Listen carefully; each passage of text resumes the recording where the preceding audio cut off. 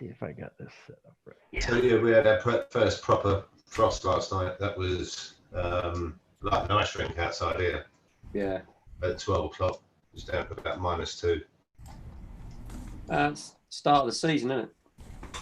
Yeah.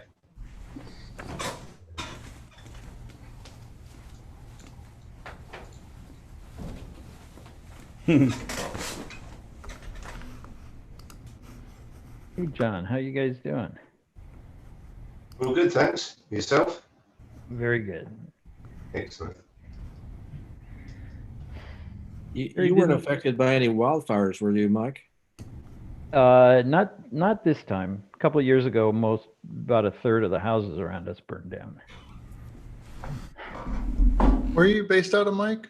Well, we're northwest of Los Angeles in the Santa Monica Mountains. Gotcha. Yeah. I'm up in Montana. Oh, that's nice. Are you?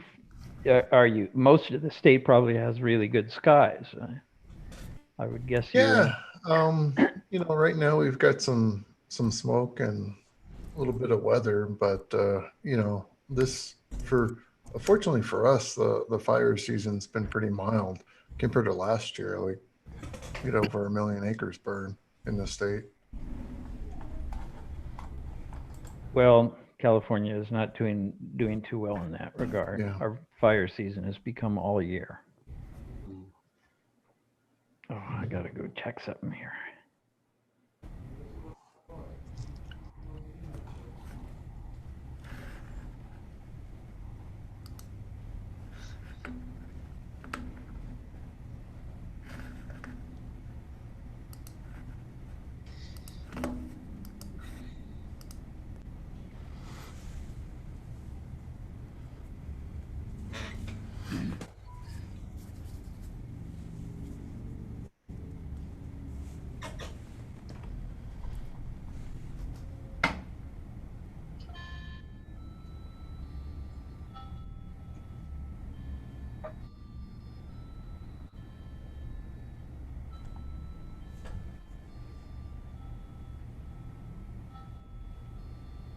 Did you get any further on that scope, Gary?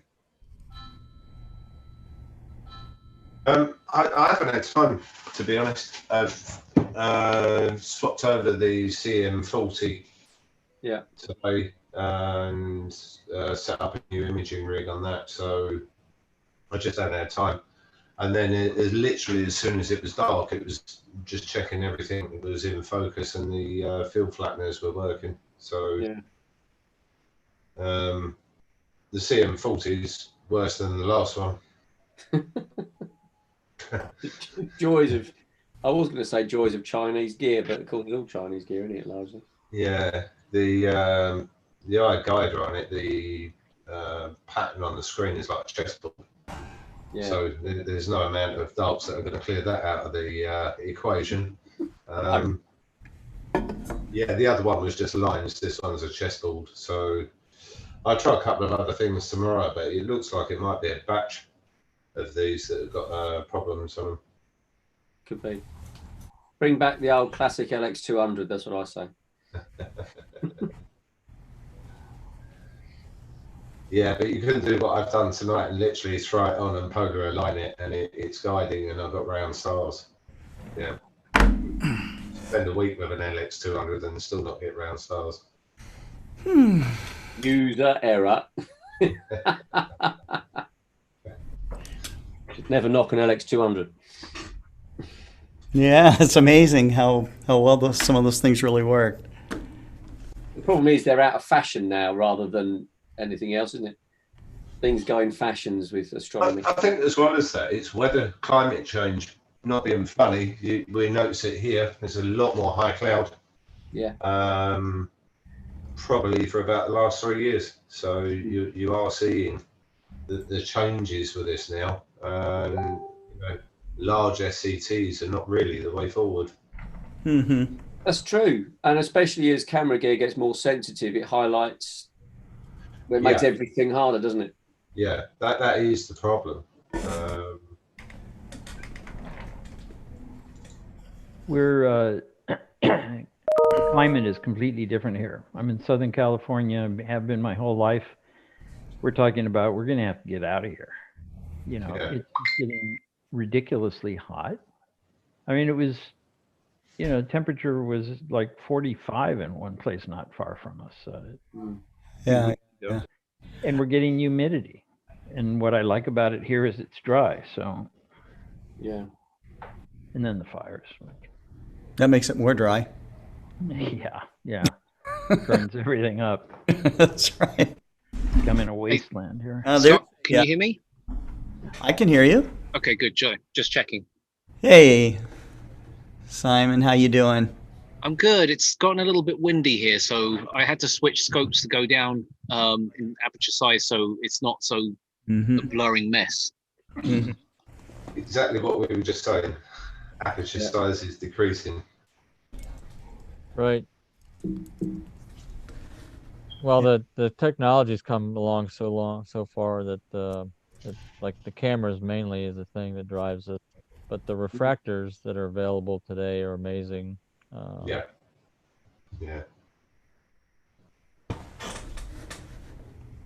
Yeah, I mean, we just did a pretty full night of testing and stuff on our remote telescope that we're setting up for future global star parties. But it's is really amazing what it was capturing of M31. What was that exposure? Was it like 2 minutes, Jerry? No, I was doing 30 seconds first, then 60 seconds. I mean, it really looked beautiful at 30 seconds. Yeah. And I got mercury lights flooding right into the scope, you know? And also the cooler wasn't working. Remember, our battery power was dying on the cooler. Yep. So who else do we have? We got Mark. Come in contact with anyone, you're dodgy. Not my watch, no. Yeah, hi there. That said, he did tell me.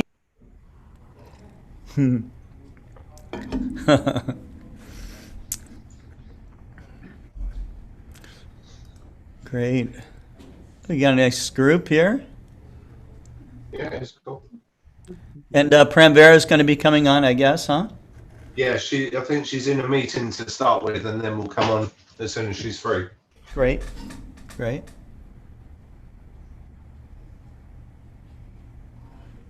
Awesome.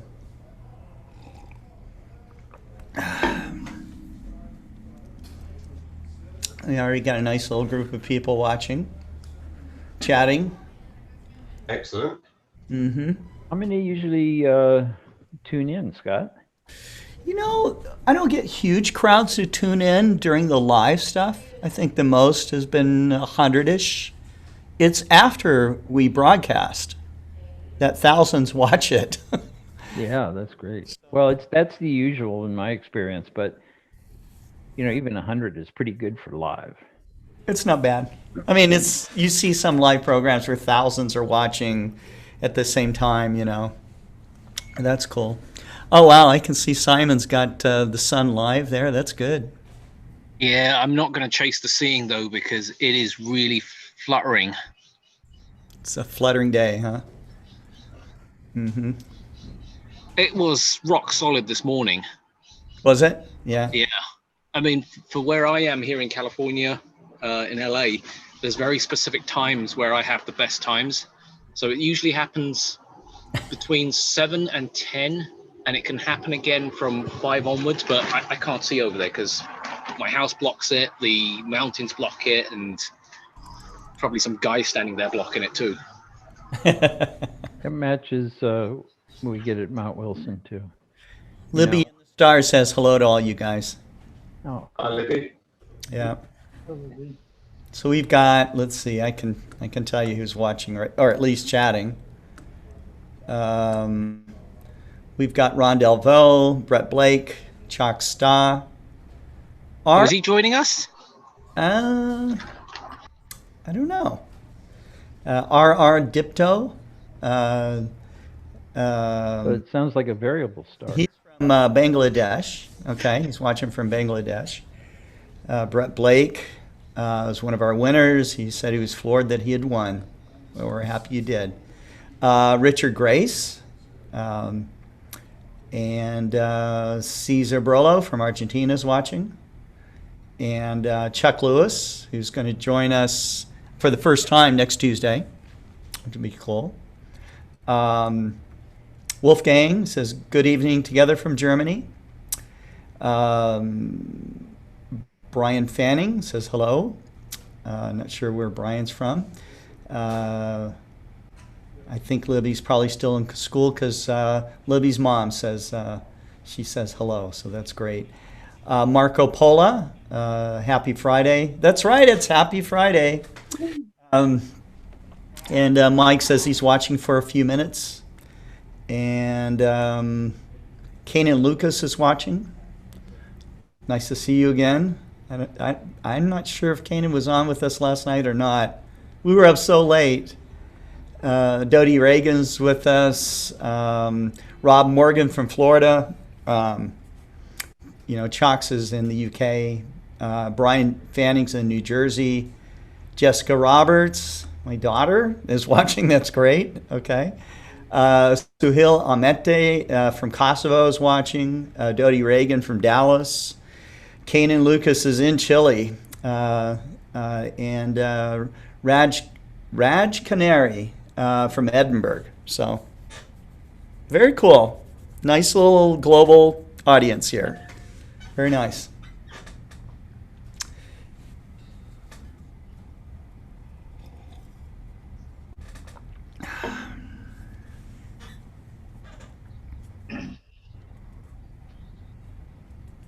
And Milton Keynes from the UK.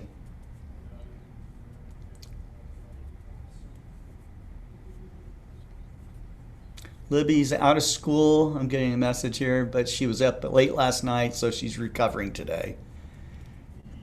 Yeah, she might have been out under the stars with her new telescope. Cecilia Cortez, so beautiful. Gracias por the magnificent moment. Thank you. Thank you, Cecilia. Watching from Castleford, UK. And that's Paul Wright and Julie Walker, joining from Clancy, Montana. So I think we have another Montanan here. I think Ryan Hanaho's in Montana. Jeff Wise says hello. Kanan says, I love Explore Scientific Global Parties. We learn so much. Well, thank you, Kanan. That's awesome. Well, we got some cool stuff to share with you tonight. So tonight in what is tonight in Europe right now.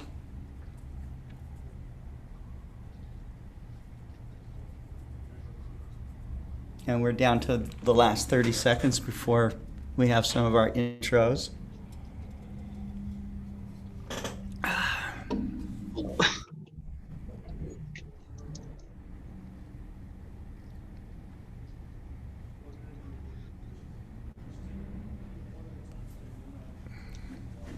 Yeah, it's kind of stopped wiggling for a second. The wind just stopped briefly.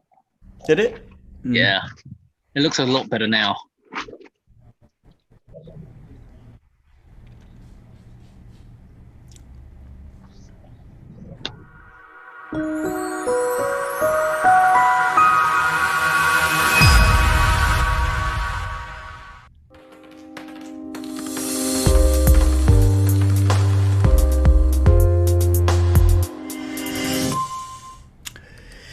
Well, here we are. Hello, everybody. This is the 11th Global Star Party. It's Friday, and really happy to be here with you today. And we've got a great group of people. Let me just do a quick introduction with everybody. We have to my right David Levy, who's going to give our keynote talk here in just a moment. Gary Palmer, of course, who helped organize, does actually more than help. He really does a lot of the heavy lifting for this European edition of the Global Star Party. Jerry Hubbell, who's in Virginia. John Goss from the Astronomical League, who will be reading off questions for the door prizes. Ryan Hanaho, someone I've known for a long time, You know, he was very involved with the Astronomical League, I think when he was still a teenager. So we've known each other a long time. And he's a friend to many here. Andreas Nilsson. Andreas is from Sweden. We got Steve Collingwood from Pulsar Observatories in the UK. Mike Simmons in the LA region of California. Simon Tang, who is a solar astronomy expert. He does broadcasting like this as well. He's, I think that's his real profession. And but he also does a lot of work with Woodland Hills Cameron Telescopes. And Mark Dracy. Mark, I don't know much about you, but we're going to find out more. Okay. So let's get started with David first, and we will. Let me unpin myself here. Here we go. And retract to assume. And we will go into speaker mode. And here we go.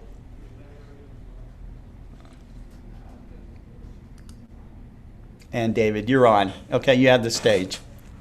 Hello, everybody, and welcome to Global Star Party number 11, where Scotty and the others are expanding this every week. It's getting bigger and bigger and better, and we're really all having a good time. And nice work, Scotty. Thank you, David. Anyway, each time I give a brief talk during these events, I always try to quote from a poem. And the poem today is from Robert Frost's book, The Lovely Shall Be Choosers, and probably his most famous poem from that book, Acquainted with the Night. And the way I'm going to do it, I'm going to read the poem, but I will interrupt it with personal stories about my own enjoyment of the night sky. Even though, as you'll see, the night that Frost is talking about is not a clear night so far. I have been one acquainted with the night. I have walked out in rain and back in rain. I have outwalked the furthest city light. I have looked down the saddest city lane. I have passed by the watchman on his beat and dropped my eyes, unwilling to explain. There are a couple of incidents I've had with policemen and police officers, and considering what's going on in the United States these days, it really is kind of appropriate. But mine have been generally a lot more pleasant. In fact, when I was a teenager in 1964, I had my 8-inch telescope out named Pegasus, and all of a sudden a police car came up and jammed on his brakes right in front of our house. And I looked and I said, oh my, this is not going to be pleasant. And the doors opened and two burly policemen got out of the car and slammed their doors, and they started walking military style down the path towards my telescope. Boom, boom, boom, boom, boom. And they got closer and closer, and I was sort of looking at them, terrified by this time. And then they stopped. Boom, boom. And one of them looked at me and said, excuse me, sir, would you mind if a couple of nosy policemen looked through your telescope? And I was so relieved. We had a wonderful, wonderful session. It turned out I had the telescope pointed at Jupiter, but Jupiter was just rising over our neighbor's house. And they could have said, are you looking inside your neighbor's house? Which would have been difficult because my neighbor's house is like 50 feet away. And Jupiter is like 500 million miles away, and came into perfect focus with the telescope. You could see gorgeous clouds covering the planet and the four moons, Io, Europa, Ganymede, and Callisto. Jupiter has always been my favorite planet. It's my favorite planet for a number of reasons. The primary reason, of course, is that it's the first thing I looked at through a telescope. On September the 1st, 1960, my parents and I were outside, and I looked at Jupiter, and I was able to see Jupiter for the first time, and I will never forget that so many decades ago. I have stood still and stopped the sound of feet when far away an interrupted cry came over houses from another street. There's another little police story. As I was getting up early one morning to observe a penumbral eclipse of the moon. And it was totally cloudy where I was, but I noticed there seemed to be a break in the clouds toward the west. So I got in the car with my telescope and I drove all the way out there, about maybe, I'd say about 25 miles. And I pulled over by the side of the road and set up my telescope. And right away, a police car stops. Now, this is in the United States, not in Canada. So I didn't know what kind of reception I'd get. So I walked over and I said, "Good evening, sir. You probably think I'm nuts." And he said, "Well, I hope not." And I said, "I'm just setting up my telescope to look at the moon. Would you like to take a look?" And the guy said, "Well, I'd love to." And he gets out of the car and he looks through the telescope. And I said, and he said, "It's a full moon tonight." And I said, "Yeah, it is. But is the entire moon equally bright all over from one side to the other?" And that was the key question. And he said, "I don't think so. No, the left side is a little bit darker." And I said, "Officer, you are looking at an eclipse of the moon. And where you're not seeing the main part of the Earth's shadow, but you're seeing a part of it, and it's just causing some shading." And he and I were really excited that we got to look at it together. And then it was getting pretty late. By now it was around 4 a.m. I put the telescope back in the car and headed back home again. Came over houses from another street, but not to call me back or say goodbye. But by now, in the poem, the sky is cleared. And further still, at an unearthly height, one luminary clock against the sky proclaimed the time was neither wrong nor right. I have been one acquainted with the night. So Robert Frost, I think more than almost any other poet, knew the magic of the night, whether it's raining or whether it's clear. He knew how to go outside and enjoy the night sky, which is what I hope and my goal is for all of you, to just go out there and really enjoy the night sky. Thank you. And now back to Scott. Oh, okay. Thank you so much, David. I don't know how you do it, David. Every star party, every gathering, you know exactly what to say. You know how to bring the spirit of stargazing to a level that, not very many people have. So, I'm really honored to know you and to have you participate in the Global Star Party every time. And so it's really great. But now we are going to go to Gary Palmer, my partner in crime for this particular event. And let me bring you to full stage here. So, Gary, how you doing today? I'm well, thanks, Scott. Thank you, David, for opening the show. And thanks to everybody else for coming on to the show live with us this evening. It always feels a bit of an honour in a sense when you're in these rooms with all of these different people from all walks of life, and lots of these people I've never met, but I know have known a long time online, and it's quite weird in a sense, but it's a very good thing.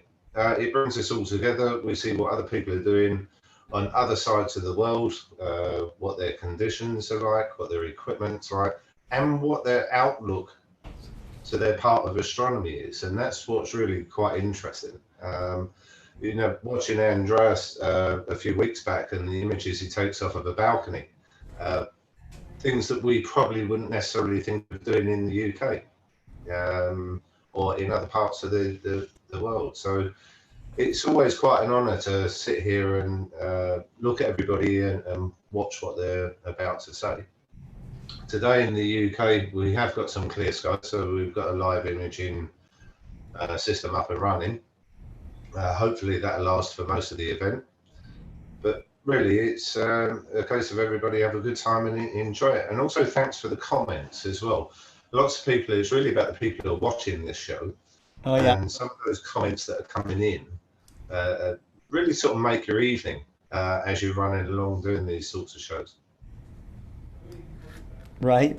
Well, I think that Gary, I think that you touched on a lot of really important points about us being able to work together and experience astronomy together, even in a climate of this pandemic. We take it to, astronomers, amateur astronomers especially, never take it to like one level. They just keep going to multiple levels. So, if you could talk or chat with someone across your country, well, why not all over the world? So, and that's what we're doing here today. And, you have to remember that astronomers are, they are the early adopters of the internet. They are the early adopters of email, the early adopters of online shopping, sharing data, this kind of thing. So, I can remember using, Unix command language to get my email. And who was there? It was doctors and lawyers and scientists and astronomers, a lot of them. And so it was really cool, and it still is. It just keeps getting better all the time. So right now we have what you're going to see during the program today is we're going to have people coming in and leaving as the program runs on. Okay, You've already heard from David Levy.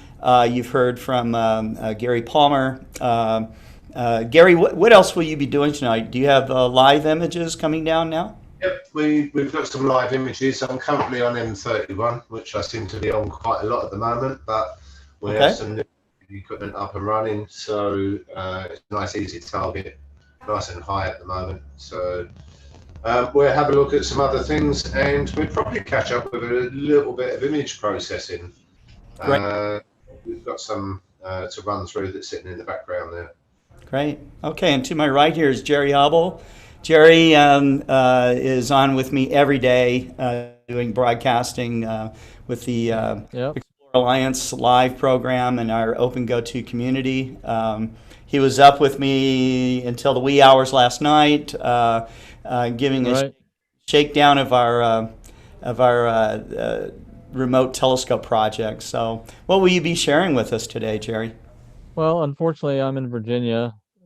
Fredericksburg, Virginia, and the it's raining off and on, and it's going to be cloudy for the next few days. So I can show the inside of the MSRO observatory and some of the things.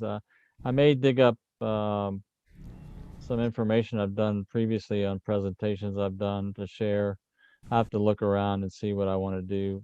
But generally, I'm just here to enjoy everybody else's work, you know, and talk and their experiences. Excellent.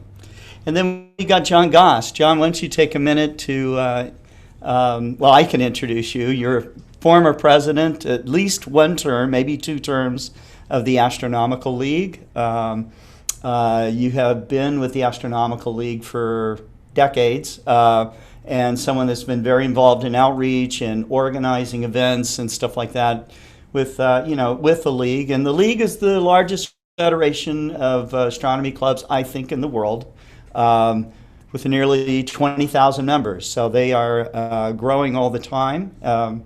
It used to be just a USA-based organization, but now they're going international. John, where are you in particular, and what time is it there? You're muted there, John.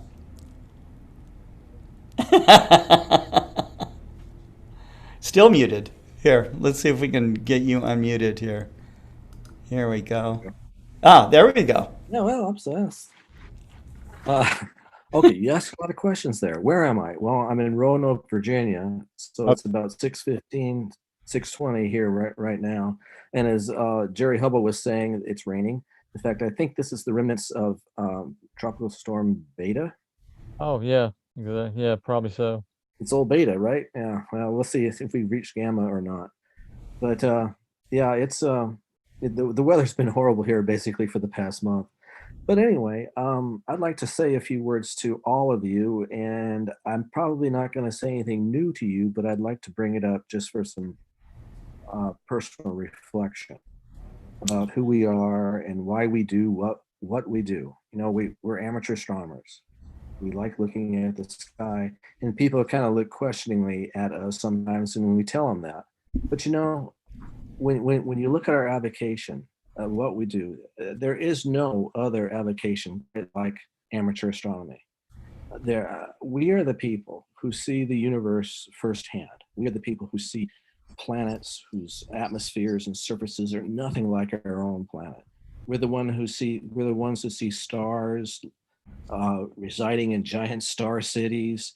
No one else sees this stuff. We're the ones that see galaxies that lie so far away that the light we see left before humans walked on Earth. You know, we see all this, and no one else does. You know, we see the four corners of the universe for what it really is. There's really no other group of people who can truly say this, and I for one find that special. Yes, kind of humbling, awe-inspiring. You know, you're out there under the stars, whether you have a telescope or binoculars or just have a blanket in which you're looking upwards. You know, you start seeing this stuff. You see all this stuff, and it affects you personally inside, and it gives you, at least I think, especially in these times, which I don't want to go talk about these times, but it does give you a sense of personal satisfaction, inner peace and contentment and all that. But it really affects you in a very positive way. And I'll just give a slight plug for the Astronomical League, and I think a lot of our members realize this, and we, as an organization, try to bring astronomy, make it enjoyable for everyone to get out under the stars and see what's up there, see what they think of it. Excellent. Anyway, that's my speech. You know, we'll let you elaborate more as the star party goes on. But next up here, Andreas, why don't you take a minute and reintroduce yourself? This is your second global star party. And you know, tell our audience where you are, give them a sense of what time it is, and what you're going to share. Here in Sweden is 26 minutes past 11, and I'm from Sweden, Stockholm. And I'm going to share some picture from my early astronomy when I started planet recording, and share some newer pictures of the latest picture, and some insight where I shoot from my bottle sky. So I have printed out a map where exactly where I live. So I'm going to share that with you, and also exposure with my hyperstar system, 1 minute exposure, and picture of Mars and some stuff like that. Very cool. Very cool. Okay. All right.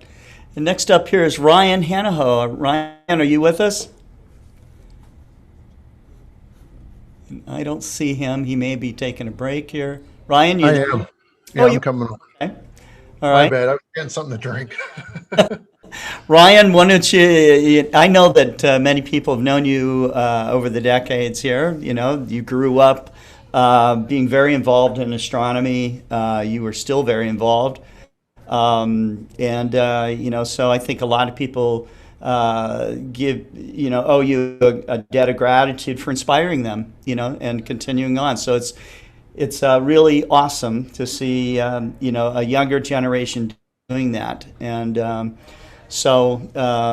but where are you, and what time is it, and what are you going to share tonight? Yeah, you bet. Thanks so much for having me, Scott, and everybody else.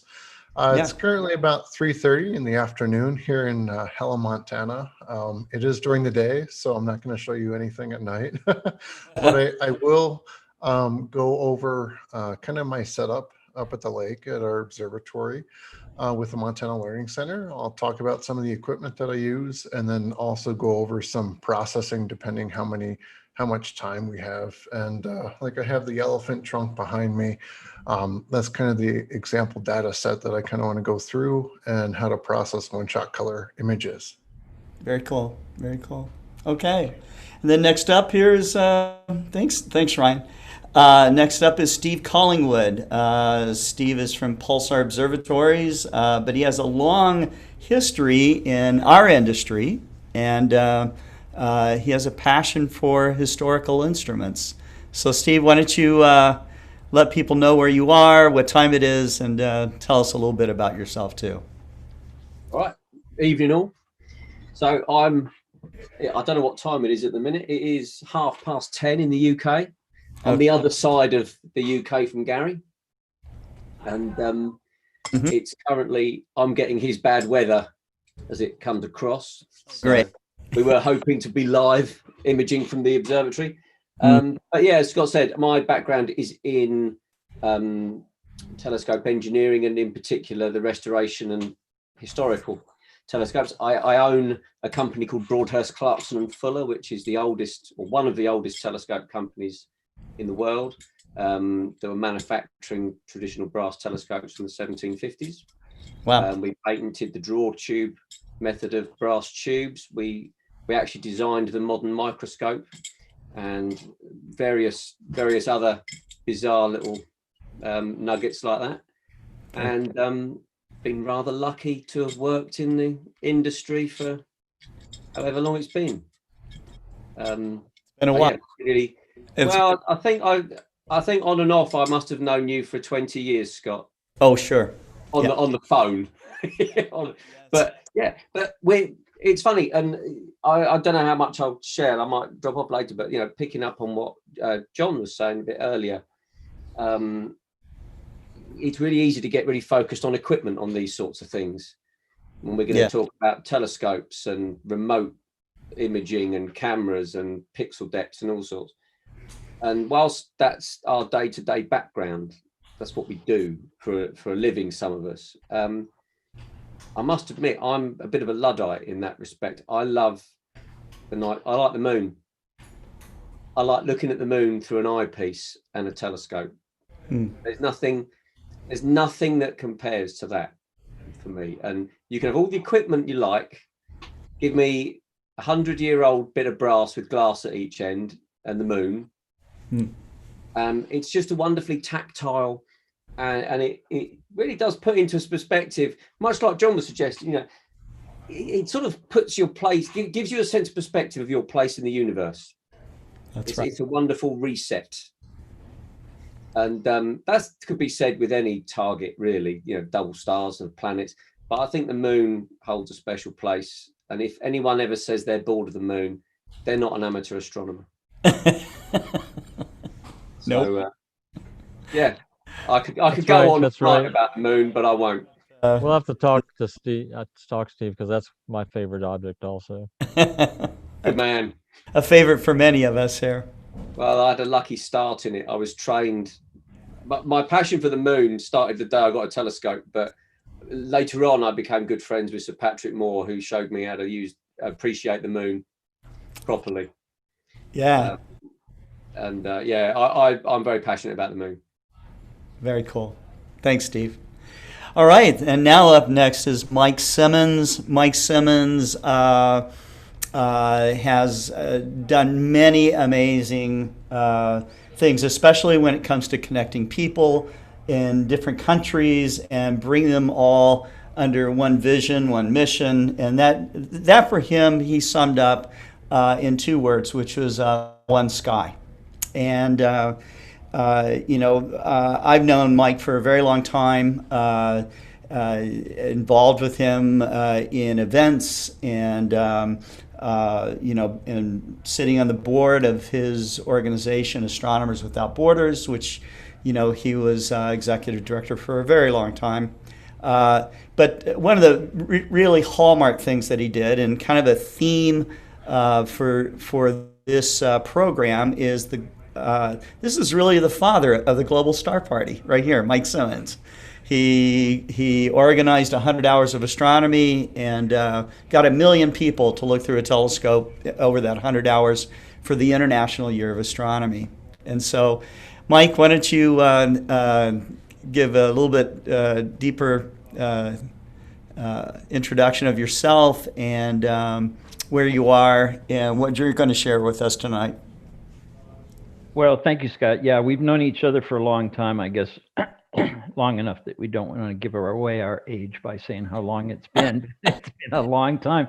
And it's always a delight to do things with you, Scott, because Scott is one of the most beloved people in the astronomy industry for sure, and always has been.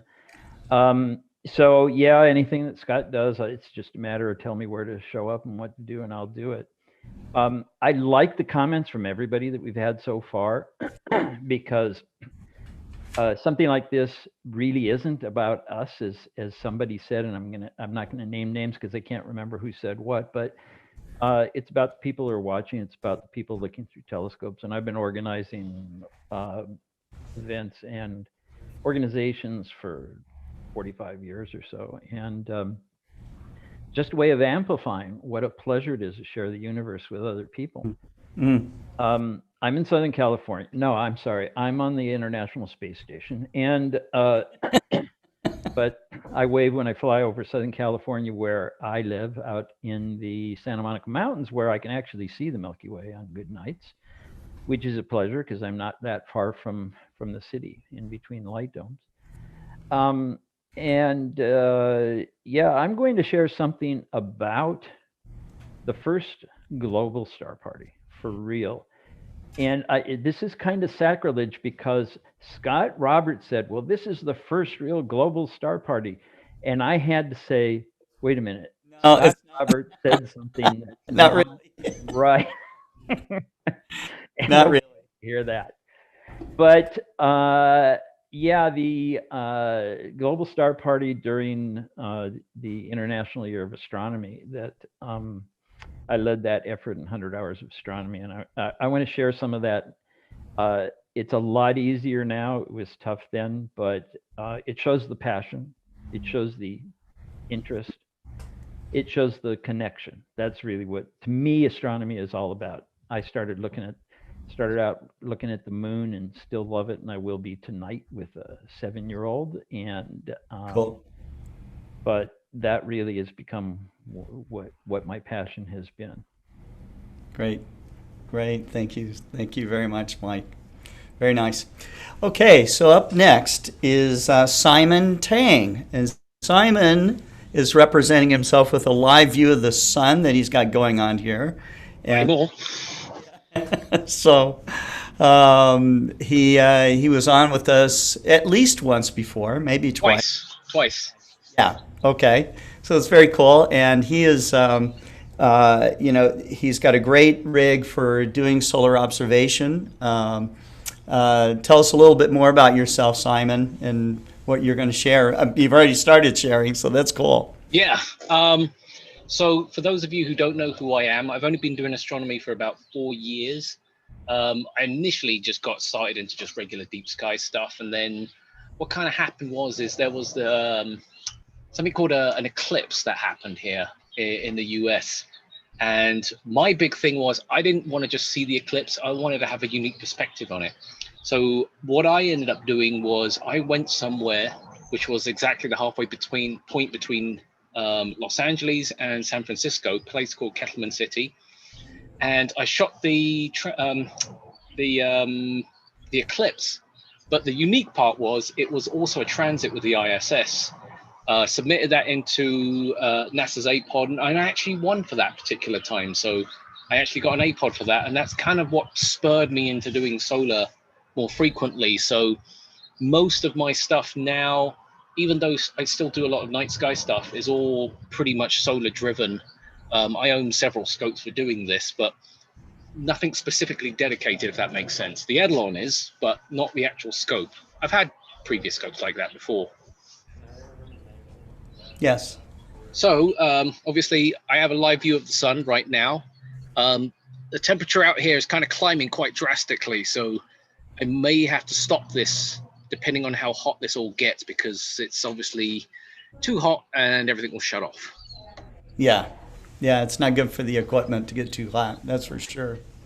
Okay, all right, so thanks, Simon. I'm going to come back to Gary, and Gary, why don't we have you take some time to share what you've got right now, and Yeah, we're. and I'll let you help me co-host this by picking the next person. Okay. Yes. So quickly, I just wanted to mention that as we were talking about the moon, it is International Observe the Moon Night tomorrow night. So that is an international event. You can look up online details of different societies and groups that might be doing things online, but it's certainly worth a look at. And if not, then it's clear outside. Get your telescope out and just have a look. Yeah, it's all good fun. Just quickly, I will share what we've got coming in live at the moment. So hopefully that will share over. Hopefully everyone can see that. We've got Andromeda coming in at the moment. I'll just shrink back a little bit on that. And that's coming in live. We're imaging that now. So as well as imaging it live, we're sort of testing the equipment. So the next person we go to, as he's going to be up later than everybody else, I think, will probably be Andreas. Yeah, because I know when we were talking, we were discussing the hours and the differences on the time zones, and when Andreas thought that it might be the American times, it was like, no, that's going to be really too late for me. So I'm really glad Andreas can join us on this show. So I'll pass you straight over to him. Okay, sounds good. All right, so let's let me find Andreas. Well, it's great to be back on the show, and yeah, I can't resist an invitation from Gary Palmer, so it's a pleasure to be on the show again. And tonight I'm going to show some previous picture from my early photography, some timeline, and some picture of my bright sky in the summer, and some new pictures of I took last week of both Mars and Pleiades. I'm gonna share a little timeline from my early photography when I started about 2 years ago with astrophotography. So I'm going to. There we go. Great. So, hope I share the correct screen this time. Takes practice. This is my Bortle zone. This is Stockholm. There's the arrow there where I live. So it's very heavy Bortle zone here in Stockholm. It's 8 or 9, I don't know. But it's very challenging to get real good data. But I try to figure out what the diminishing return is, how much integration I need to shoot to get decent data. Mm-hmm. So I started my first planet photography. I shot Jupiter. It was middle of 2018. I saw a video of Dylan O'Donnell who filmed the planet, and I followed his instruction, and well, Jupiter it became. And then I started to bought an Explorer Scientific, and in the late couple of months later, I took that Explorer Scientific and piggybacked it on my Nexstar SC. It was an Alt-S mount. So I took my first baby steps in astrophotography. This is my first stacked picture of Orion. This is 2.5 minutes. So this is starting my baby steps in astronomy. And then I moved on to get more equipment as it goes. I progressed and got an real astronomy mount and AVX mount, and then Starzona. they wonder if I couldn't share with how I shoot my pictures. And I told them I'm shooting from a balcony. They didn't believe that. believe me. So I took a picture. Here is my balcony there I shoot from. So this is my main shoot from the south. So I have, I have from 15 degrees up to about 55 degrees. So I have a limited time every night I shoot. So I have 2 to 3 clear nights every month. So it's a really challenge. Yeah. And, when it's summer, it gets very bright. We got all this endless clouds, and I can share. This is how bright this became in the summer with the endless clouds. This is the middle of the night, so it's very bright. And this is also, it's becoming very bright with this endless clouds. It was very much in this summer, so I think it was because of the weather. And I figured out how much time I need. So last summer I bought a new Solarstone scope with hyperstar system from Starzona, and I figured out I need a very fast scope with to collect as much data as fast as possible due to my location. I have figured that out. So this is 1 minute from my location, from Portal 8-9 skies. So that is incredible. So you can see a lot of data from it's coming through. So it's working really well for me. And last week I shot the Pleiades. This is 3 hours of integration. So we get a lot of detail, but all the faint detail out of the Pleiades you don't get because of the light pollution, and when you process it, it all disappears. It's sad, but that's reality. I can do astronomy as well. And also last week I shot Mars with some blue clouds and some polar ice caps. This is my best yet from my Celestron HD with 2-inch PowerMate from Teleview, and this is shot by 174 mm with a filter wheel, and I have integrated. I have aligned all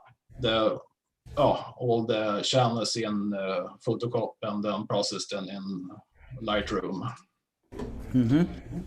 So this is some picture I shared, and hopefully I'm going back to also shoot in my native mode is 1422 millimeters with my Celestron mount. So this is my first try. It was 1 year ago, so this was pretty successful on M13 Hercules cluster. So this is some picture I wanted to share with you guys tonight. That's awesome. That's awesome. It's inspiring because, I mean, you're the challenges that you have are, you know, most people would definitely say that, you know, this is not a place to do astronomy, and you know, this is, and maybe a lot of people would just give up and say, I love the stars, but I can't do astronomy here, you know. I just have that much sky, and it's light polluted like crazy, and I only get 2 or 3 clear nights a month. Okay, so a lot of people wouldn't do it, you know. But I really love astronomy, so I figured out that I have to buy the best equipment I could get, and then I have to figure out the maximum integration time with my skies, and then I figure out what equipment with the perfect filter would work for me. So I correct filter with the correct camera, will optimize your sky time, and the new 2600 Pro set of a camera. They talk that you can shoot for only 20 seconds to get noise-free image, but I like push the limit. So I always see Donald O'Donnell from Australia always push the limit with his equipment. So I'm a little like that, and I also watch Shock, his videos, and he also pushes the limit with his stuff. So it's really inspiring to learn from other people and what they did and to incorporate it. Yes. And I don't have any. When I can put my scope in the north balcony, and then I can see Polaris. But in the south, I have to learn drift alignment. I have to learn everything to so I can really polar line. But it was a little challenge from the beginning. But I have to break up astronomy in many parts and learn it step by step. That was my approach to it. So you can't learn everything directly, so I have to break it apart. Yes. So I take small steps. That's right. And that has been my I think this has been the success, I think, for myself to do astronomy in this poor weather and cloudy conditions, because also the light pollutions interferes with my guiding. If you look at all my pictures, I have poor guiding and everything. So if I had if I not keep that wouldn't be any picture. So I always like Astro Backyard said, the one told me that the picture should tell the story, and not if you don't get pinpoint stars, that doesn't matter. I have to try to do my best, so it's getting better and better. But light pollution is one problem, and this wobbly sky here, and just like UK skies, they're very wobbly and very unpredictable. Yes. Do you find air pollution causes you a problem in the city? Yeah, light pollution is one problem. It affects guiding. I lose guide scope loses the star sometimes, and my old AVX rig, it's became where if you lose a star, it did own stuff, and I have to replace it with a CDX. And now when I lose a star, the rig tracks on its own, so it's better options for me here in Sweden, and it stays on target. So that was also a game changer to have a real astronomy rig when I shoot. The other thing I was quite interested in with your images is the not losing clouds, because you're further north, so you look like you're a lot closer to those clouds than what we see them in the UK. We see them quite distant on the horizon in the middle of the summer, but you look like you're quite close. A lot of detail in those. Yeah, I am in Sweden is 59's parallel, so I think is if you go very to the northern UK or as high as you came, then you be at the same level as Sweden, Stockholm, yeah. I think. So this is when you got upper in the summer, then you can experience cold midsummer sun, and then the sun never sets, and that's a funny thing happens when you go up north in the summer. But in the midsummer, it's just sets over the horizon, and it became very bright, and you can't see any stars for a couple of months. Yeah, we get it where it does set here, but the sky has still got a slight bit of blue in it, so it's not as dark as normal winter time. So you still get the problem of that June, July-ish area where there's no real proper dark sky. Well, that's the Explorer Scientific comments that I bought the solar equipment so I can do some summer astronomy. So I can always do astronomy because I love it. So I have to learn how to use the equipment with the sun. I saw a shock video he did with his Explorer Scientific, and I copied that, and it's worked out pretty well. Very It's cool. it's a learning step, both processing and capturing. And in the summer, the scopes get hot and equipment get hot, and it shuts down. But that's how it is.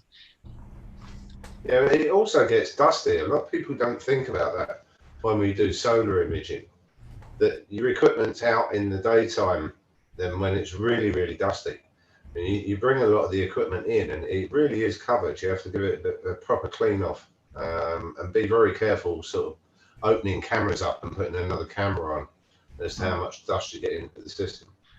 Yeah, I shoot with a reducer and I use air cut filter, so I have to protect my equipment as much as possible. And in the future, I probably will have an energy reduction filter, because in the summer my tubes got 48 degrees and my equipment shut down from time to time.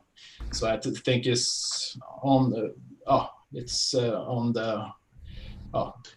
it's very hot for the CMOS. Only over the last few years, because we've now got sensors on all of the cameras to tell us the actual temperature of the sensor.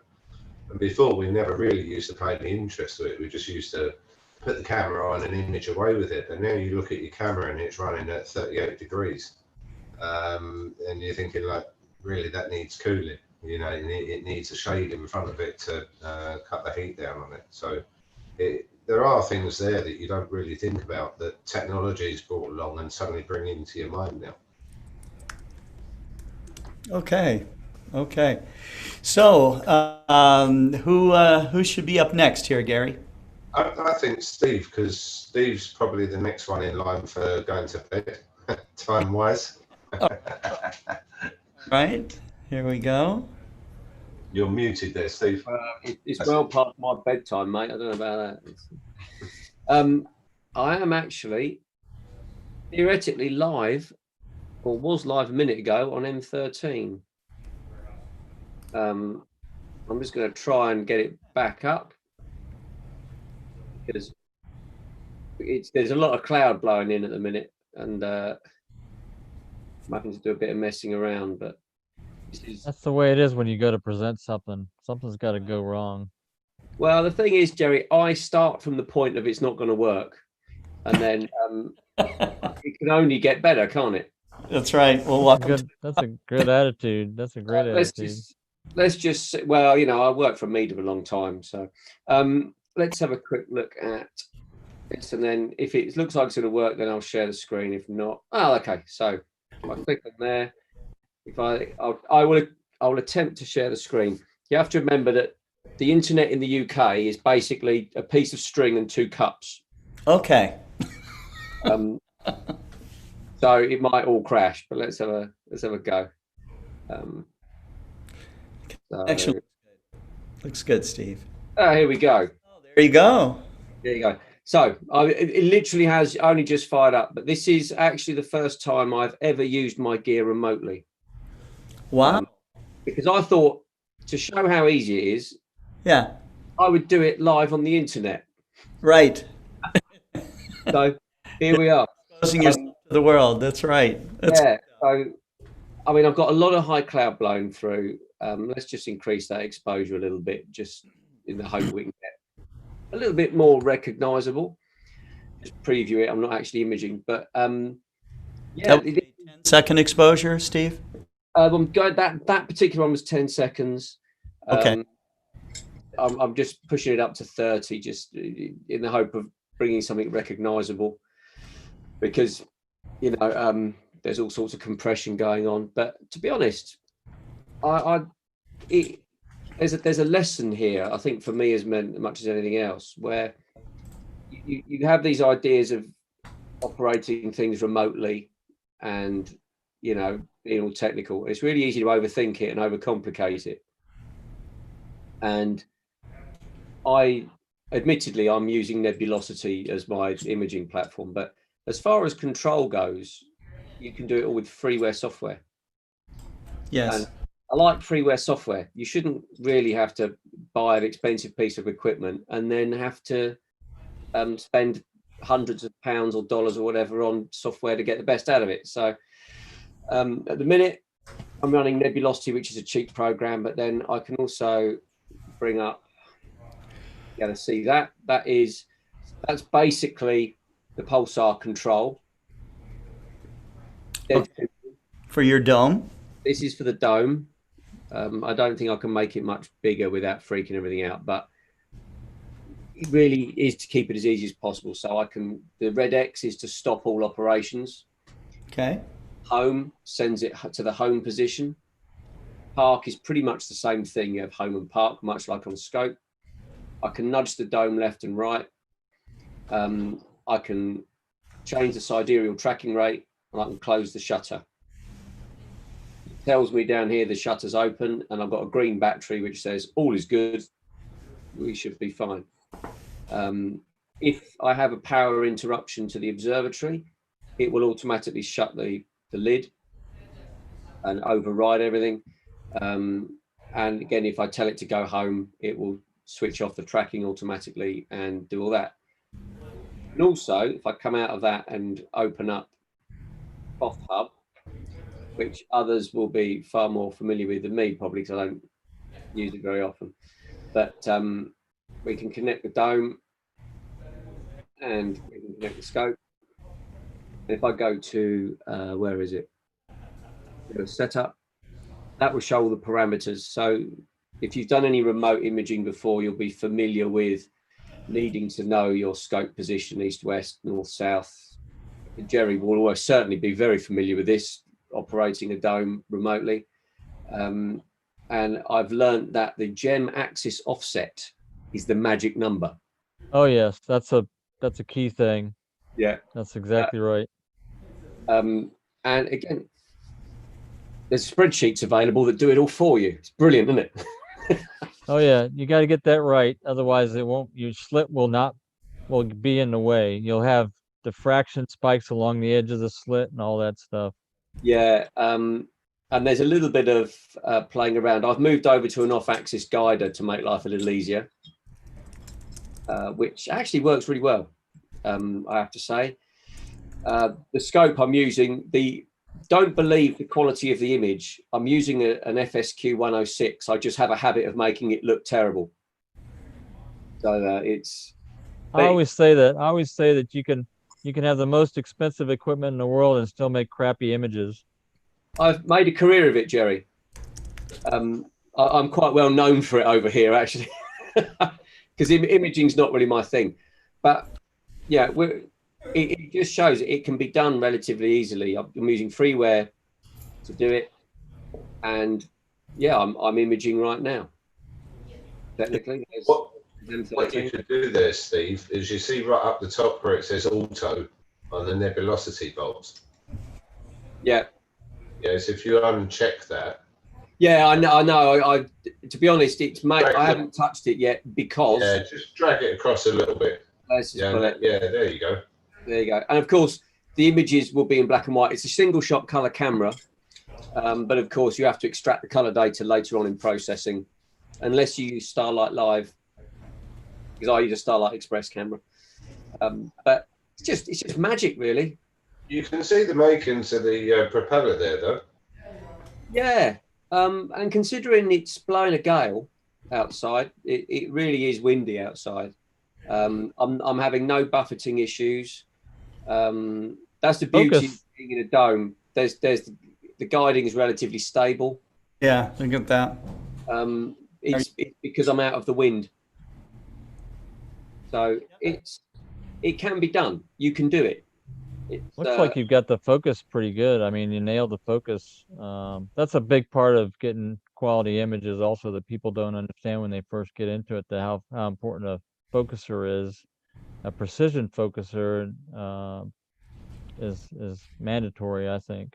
Do you know, it's funny you say that, because for most of my working life, I've been collimating refractors and collimating Schmitz and aligning triplet lenses and things. And I got a CCD camera lent to me and couldn't focus it. The amount of images I took that just weren't quite, I thought they were in focus until I processed the pictures afterwards. Right. And they were never, and it just seems that with modern cameras and decent telescopes, when you're spot on, the whole field illuminates. It brings the whole picture to life. You can be nearly focused and have a reasonable image. Mm-hmm. But if you're spot on, everything just lights up. And yeah, I must admit, I don't know about anyone else, but I enjoy the chase as much as the result. Yeah, mine's the actual connecting the equipment together and getting the images. The processing is irrelevant, even though I do it. It's actually getting all of the different equipment working and talking together and then getting the images come down. Exactly what I'm doing tonight. I'm looking at the screen there and I'm going, that's pretty good, considering that was all chucked up out of a box late this afternoon. That's going pretty well. So you've achieved the challenge. I think you need speaking personally, I suppose, you need a focus, no pun intended. You need a focus for this sort of hobby. So, you know, you need to know what you're taking images for, to a point. Are you taking images for your own enjoyment purely and the chase of getting everything to work and getting the data and round stars? Or are you taking them to put them on the internet and make yourself look good and impress other people? Or, you know, I must admit, what's done it for me, especially with solar imaging, is my village that I live in has a little Facebook group. And I post my astro pictures on there to people that don't do astronomy. And it's given me a new lease of life. Yeah. And isn't it strange? You post a picture of the moon on the internet and the amount of people that go, wow, I've never seen that before. And they walk past it, you know, they're under it, but they don't look up. Mm-hmm. You see a photograph of a tree and you think that's a fantastic looking tree. You don't actually notice the ones in your backyard in the same way. So these pictures are really good at diverting attention to bigger things, I suppose. And it's a little bit of a respite for all the crap that's going on in the world at the minute. It's a little bit of escapism as well. And it just reminds you that, you know, there's stuff to look at that will just blow your mind. And it's more accessible to everybody than ever before. Very true. That's the thing, isn't it? You go back 100 years and astronomy was the preserve of the upper class. Yeah, a very elitist situation. I must admit, though, there is something about that not that I think it should be elitist, but that we're really lucky to be able to own a telescope. Yeah. And it doesn't matter if it's a 3-inch reflector or a Takahashi or whatever. It's easy to forget how lucky we are to be able to do this. Yes. And we get caught up in the equipment. I mean, we all work in it. I work in it. Gary works in it. You work in it. And you don't need all this stuff to enjoy astronomy. No. Some of the most basic equipment is more fun. Sometimes it's quite nice. And I think when you do imaging, especially, you end up targeting at 1 or 2 or 3 objects over a night, depending on what you're particularly doing. But you're missing 99.9% of what's going on. And when you do put an eyepiece in, you forget about the imaging and you just go wandering off around the night sky looking at what's there. But generally, you're missing all of that all the time. Yeah. So if you put a camera in and forget what is actually out there and what's going on and the joys of hunting things down, you know, going after a target. I still think that as a new user, and I can still remember back to that, picking a target and actually finding it in the eyepiece. It might take me an hour to get it in the eyepiece, but once you've actually got it there and you're looking through the telescope at that target as a new person, there's no real feeling like that in astronomy. I distinctly remember the first time I looked through a telescope at the moon was a 3-inch reflector on a little yoke mount that I bought. This sounds like I was a kid. I was 20 when I bought my first telescope. I had binoculars before that, and I had other things going on in life, shall we say. And I found the moon, and I took a picture with my little digital camera of the moon. It was one of the first digital cameras that you could buy. I worked in a camera dealer. We had them, and comparing that, the picture I took to a moon map, and actually saying, oh, actually, that's that crater. It became real rather than a pretty picture. And then it took me 3 weeks to find Saturn. I knew where it was, but I wasn't used to the postage stamp size field of view. And because you don't think it through, and then the magic of finding it, I was so excited, and that sort of set me off on a path to be in it more. But I think it is one of those things that's a little bit lost now, because with the advent of go-to telescopes and the internet and the information that's there isn't an object that you can't find some information about or where it is and its location. So it does take a little bit of the challenge out of the hunt for that object. As I was saying, it might take you a couple of evenings to locate something when you're first getting into this. And, just understanding, maybe 20 of the brightest stars in the sky. Certainly in a city area, that might only be, 6 or 7 of the brightest stars. But a lot of that, I think, is lost now.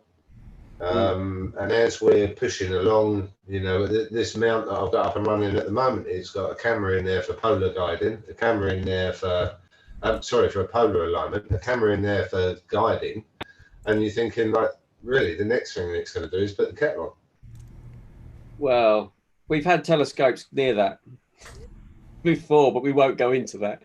But the thing is, it's also another important factor in all this that's tied in with it, which is people will assume that I can't do astronomy from where I am. I've got light pollution, I've got street lights, I've got, and when I got into telescopes, I lived above Canterbury Cathedral, which was floodlit, and below Canterbury University, which was floodlit. And I had a street light at the end of my drive. And that I just went out, and the amount of things I saw didn't dampen my enthusiasm at all. No. I saw occultation to the moon with Saturn. I saw Orion. I saw the Ring Nebula. You can do it.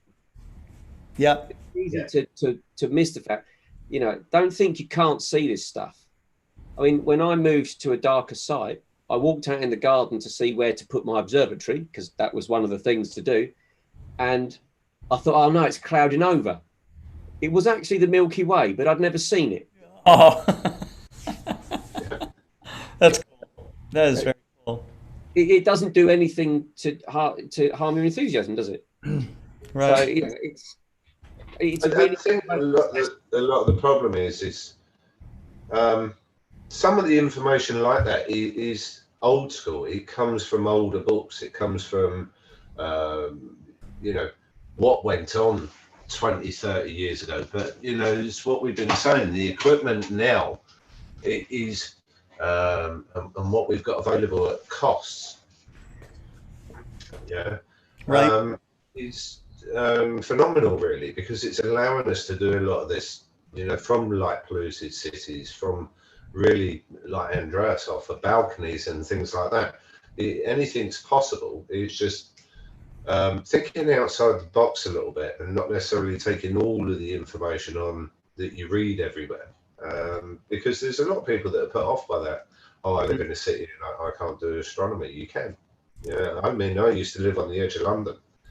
And spent years doing it there, and that was probably Baltimore 8 or something, where I was. So it's just a matter of finding different filters or different other things that suit you. Yeah, and there's books are actually quite good for this sort of thing. Gentlemen, John Goss has to leave in about 10 minutes, so he has he has some door prize questions he needs to ask, and we will. And then after he asks those questions, we're going to take a 10-minute break and come back. So let's have you, John, go ahead and you've got the stage there. And you're muted, I think. Right. There you go.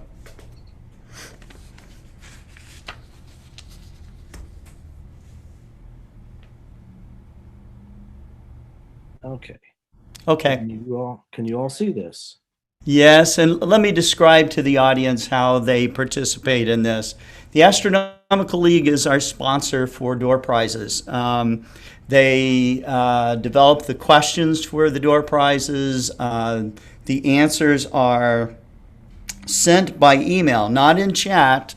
Okay, you don't want to answer them in chat. You want to send your answers to these questions to Kent at explorescientific.com.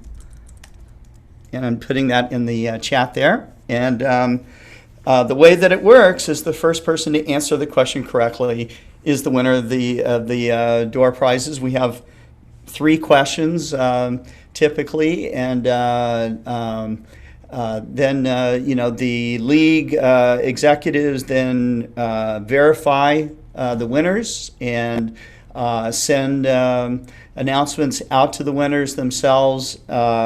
And later, we get information back of who won it. We send out the prizes for them, and then we announce these winners onto the show. So go ahead, John. Okay. Well, our first question. It seems like it's a trick question, but it's not really. And it is something that I heard a few years ago, and a lot of people couldn't really answer it. But there's an obvious answer. So consider that. What well-known star has likely never been observed through a telescope when it was at the zenith? And I don't mean that the telescope's at the zenith. I mean the star is at the zenith. It's a trick question. All right. All ready? You got that? Good question. All right. Right. Okay. Okay. Next. Let's go and get to question number 2. Number 2. What is the smallest body of the solar system that can be viewed by the unaided eye? Now, I don't want to get into meters because that's something entirely different. But what body of the solar system can be viewed by the unaided eye? The smallest body. Yeah. We know the answer to that one. Not being able to see things. Well, if you're in a dark area, there are a lot of things that you can pick out if you know exactly where to look. And this is one of them. So again. I'm gonna say I know the answer to that. The answer is actually Scott Roberts. That's a body you can see with the unaided eye. Now play nicely here. Not that small. It was in 7th, 8th grade, 9th grade, 10th grade even. I was a little guy. Mm-hmm. Okay, and the final question is for you people who know something about the Astronomical League. We have I think right now close to 70 different observing programs. Our first observing program was the Messier. In what year was the first Astronomical League Messier observing program certificate awarded? Wow. Okay. And it's been a while. A few years ago, we had a significant anniversary of this. I guess that's all I can say. Otherwise, I'd end up giving it away. You're going to give it away. But I was in 7th grade, so that's how long it's been. Anyway, so just go ahead and as Scott said, send your answers in, and Astronomical League officers will be looking at this. And I appreciate you thinking about this. I think my favorite question is number 1: is what star has never been viewed at the zenith?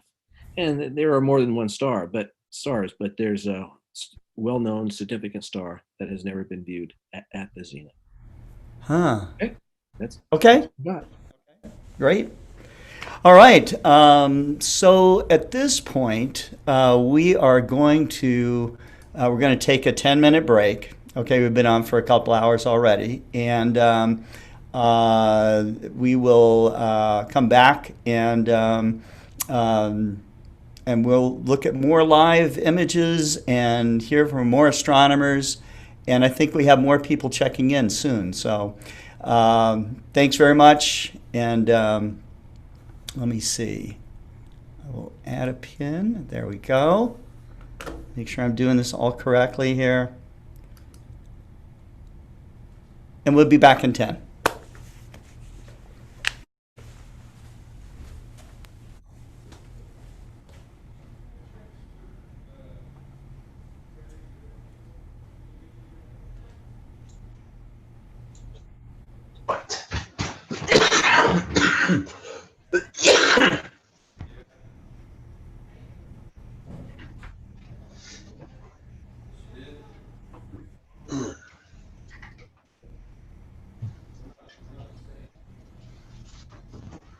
It's still streaming out, or?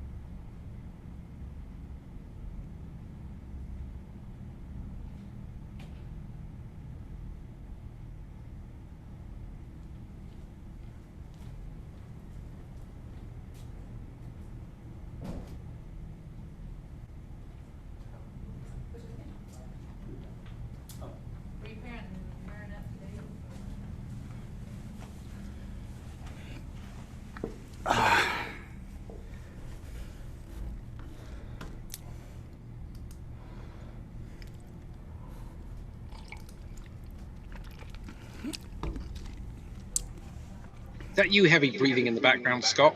Yes, it's me heavy breathing. As I huffed and puffed all the way back in here. You can't be that old. Come on. Yeah. So Pranvera Hysini has joined us. That's great. Hi, everyone. Hi. We're just taking a few minutes break here. So this is a good time for you to check in. Were you watching the program to know when to log in, or? Actually, no, but I had a meeting with my university and I couldn't join in time because I was talking to Gary, and I just finished that and I just decided to join now. It's perfect timing. It really is, because we went to a break and here you are. Thanks. Here you are.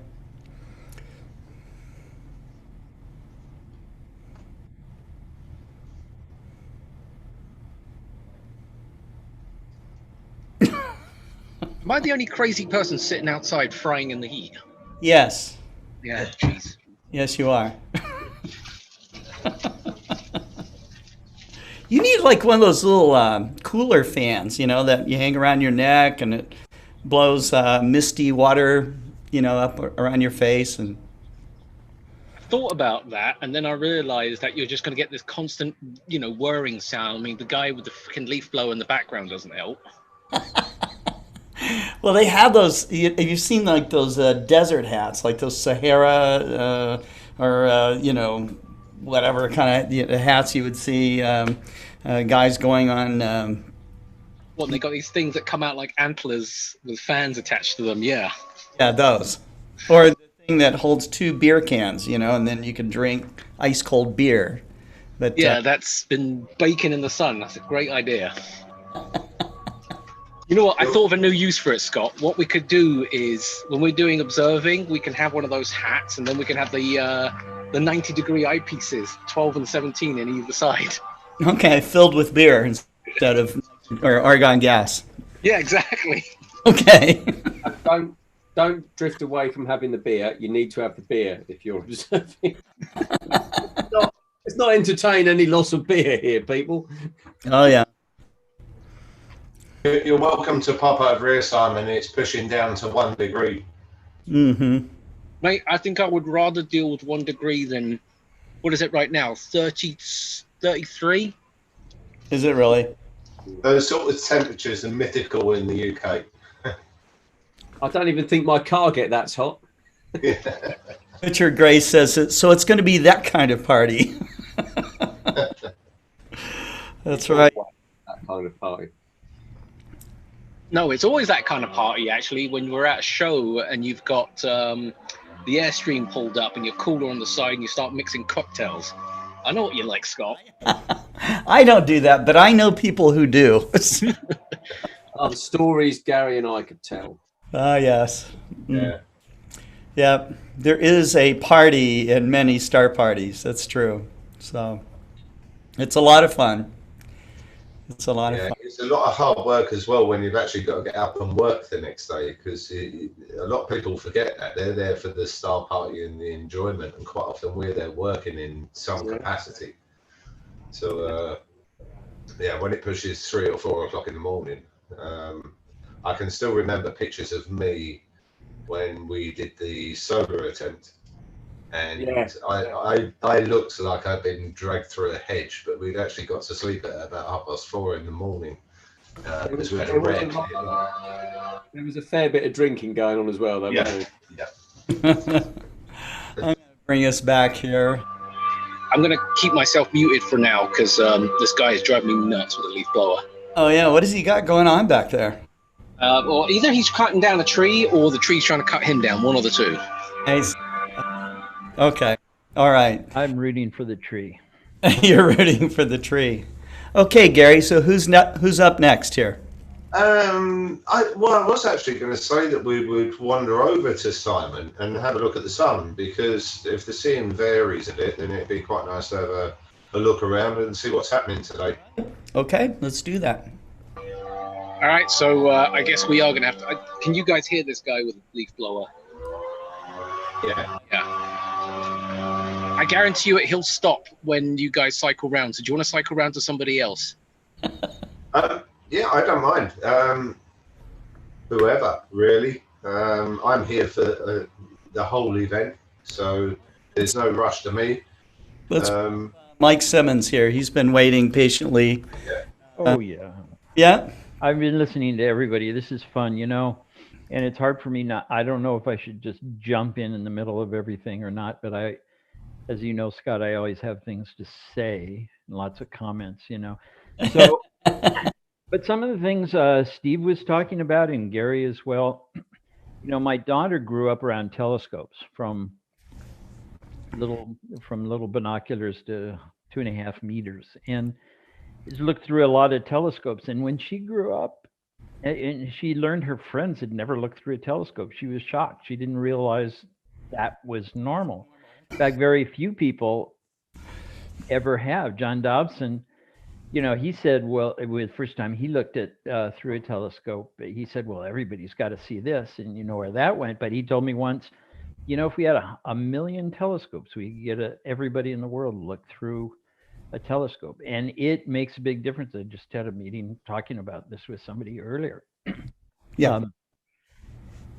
You know, the astronomy is not just about the gear or the photography or just looking or whatever. Everybody has a different way of doing it. In Astronomers Without Borders, we had an astro arts program. That's the way a lot of people see it. But in the end, astronomy is really about discovery. It's about exploring, and public outreach is a way to share that. And I'm going to show some things there. But, you know, I'm with Steve. You know, I've always just loved to put my eye to the glass, and I've had a chance to look through telescopes up to 5 meters, you know, and that would seem that it would make me really jaded. But, you know, I've looked through people's like 80 millimeter refractors at Jupiter, and it's just a marvel every time. It just doesn't make any difference anymore. It's like taking a trip there.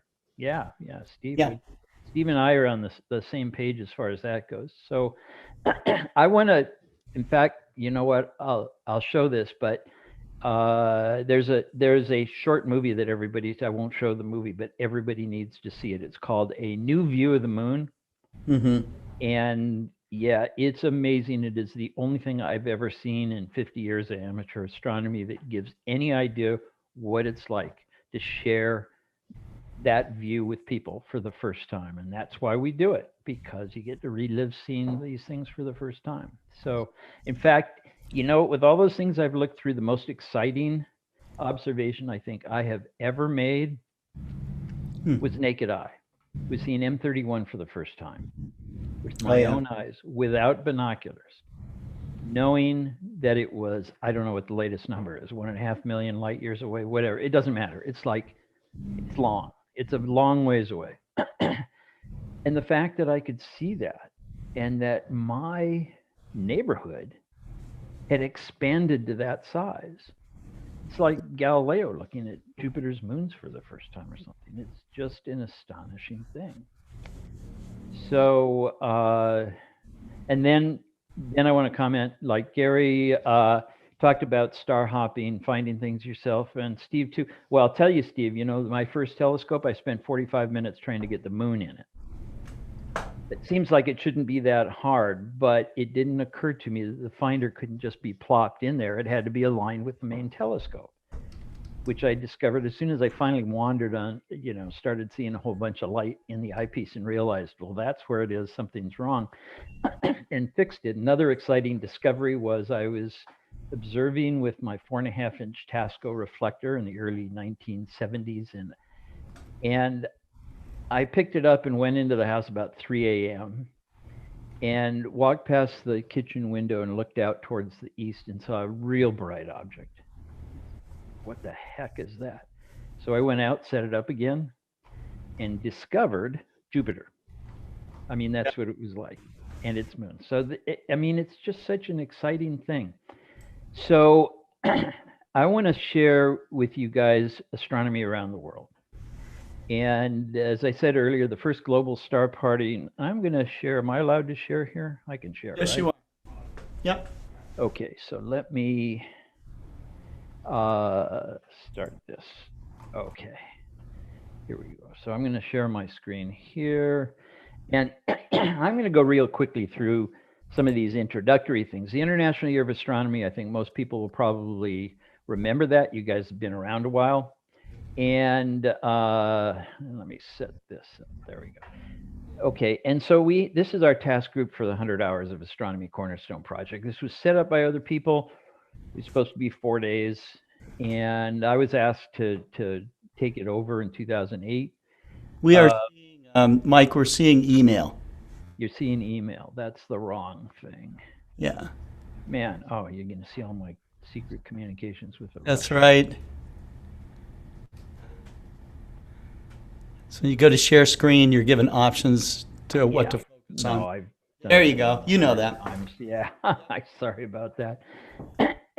Well, you would have seen something there about astronomy education in Iran. I mean, you know, this is, most of my stuff is out there. So, and we had people around the world, but it was a small group, and we were tasked with filling this time. And I'll just go over real quickly some of the things that were done. Well, we had 2,300 register events. I know there was way more than this, because this became the main thing that countries around the world were taking part in, because of all the Cornerstone projects, it was the only one that involved looking through a telescope.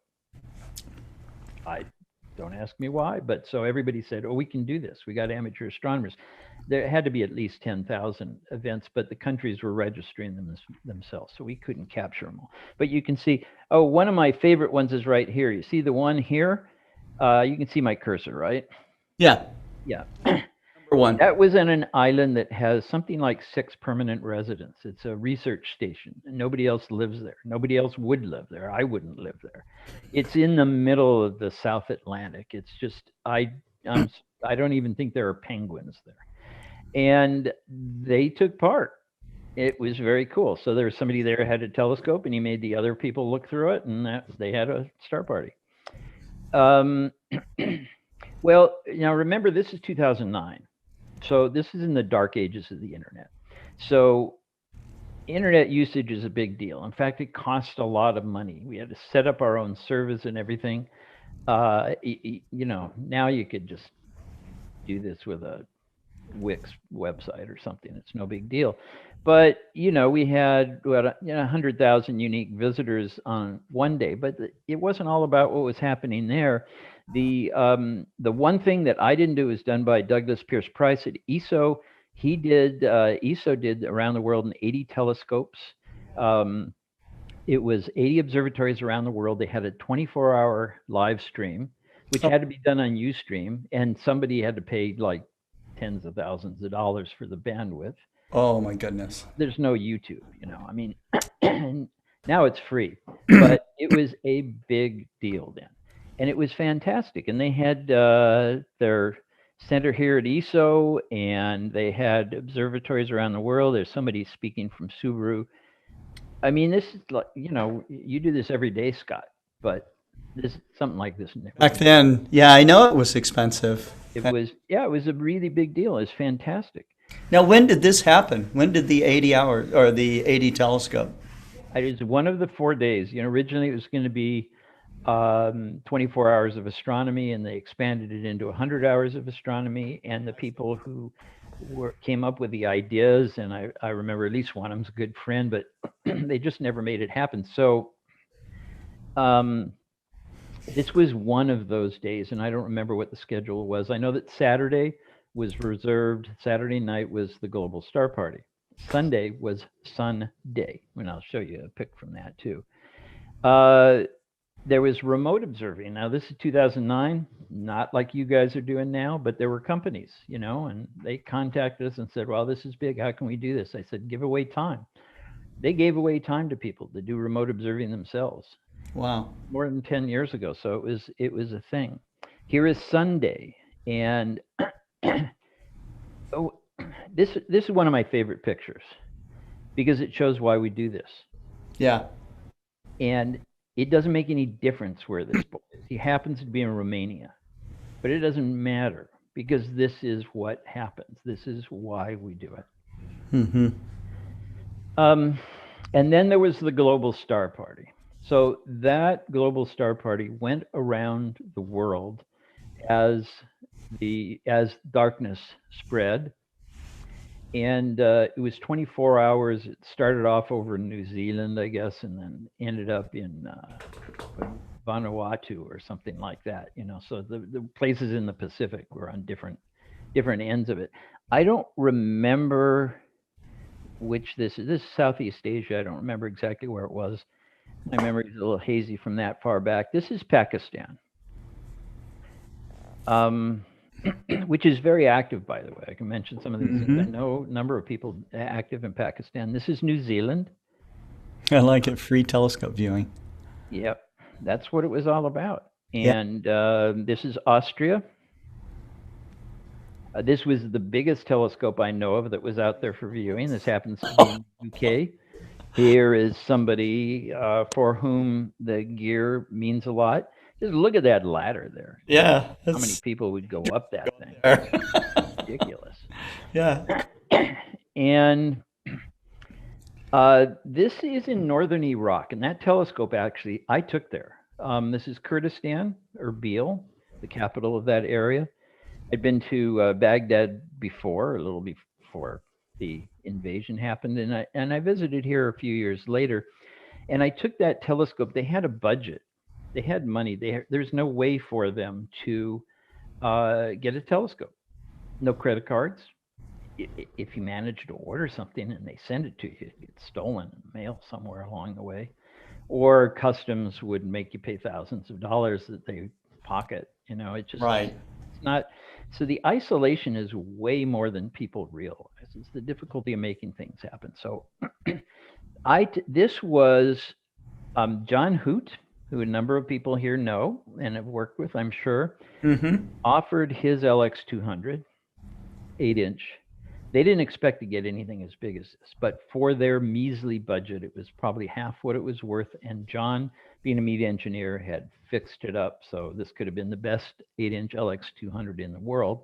Maybe. And I took it along with binoculars and cameras and just all kinds of stuff. 3 giant boxes full that miraculously showed up in the same place I did. Now this was an event they called 100 telescopes for 100 hours. It could only be one place. It's in China.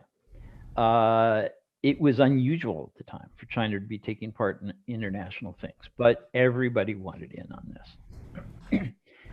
This is Baghdad. At a time when I knew people that went back there then, I wouldn't go. They had a gathering. This is during the worst part of it, 2009. I actually did a story.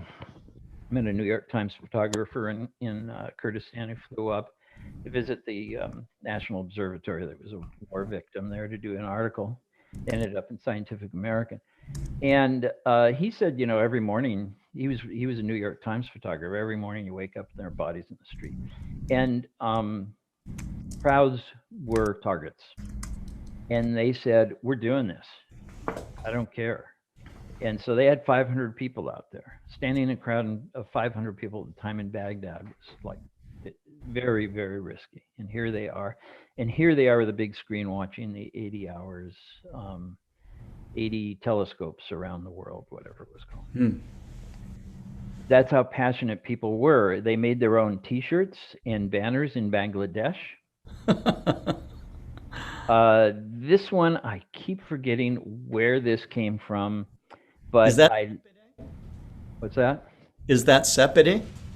No, this isn't Iran. This is, you can tell it's, maybe Indonesia. Okay. They're wearing the same things here. I don't remember. I think it's Asia.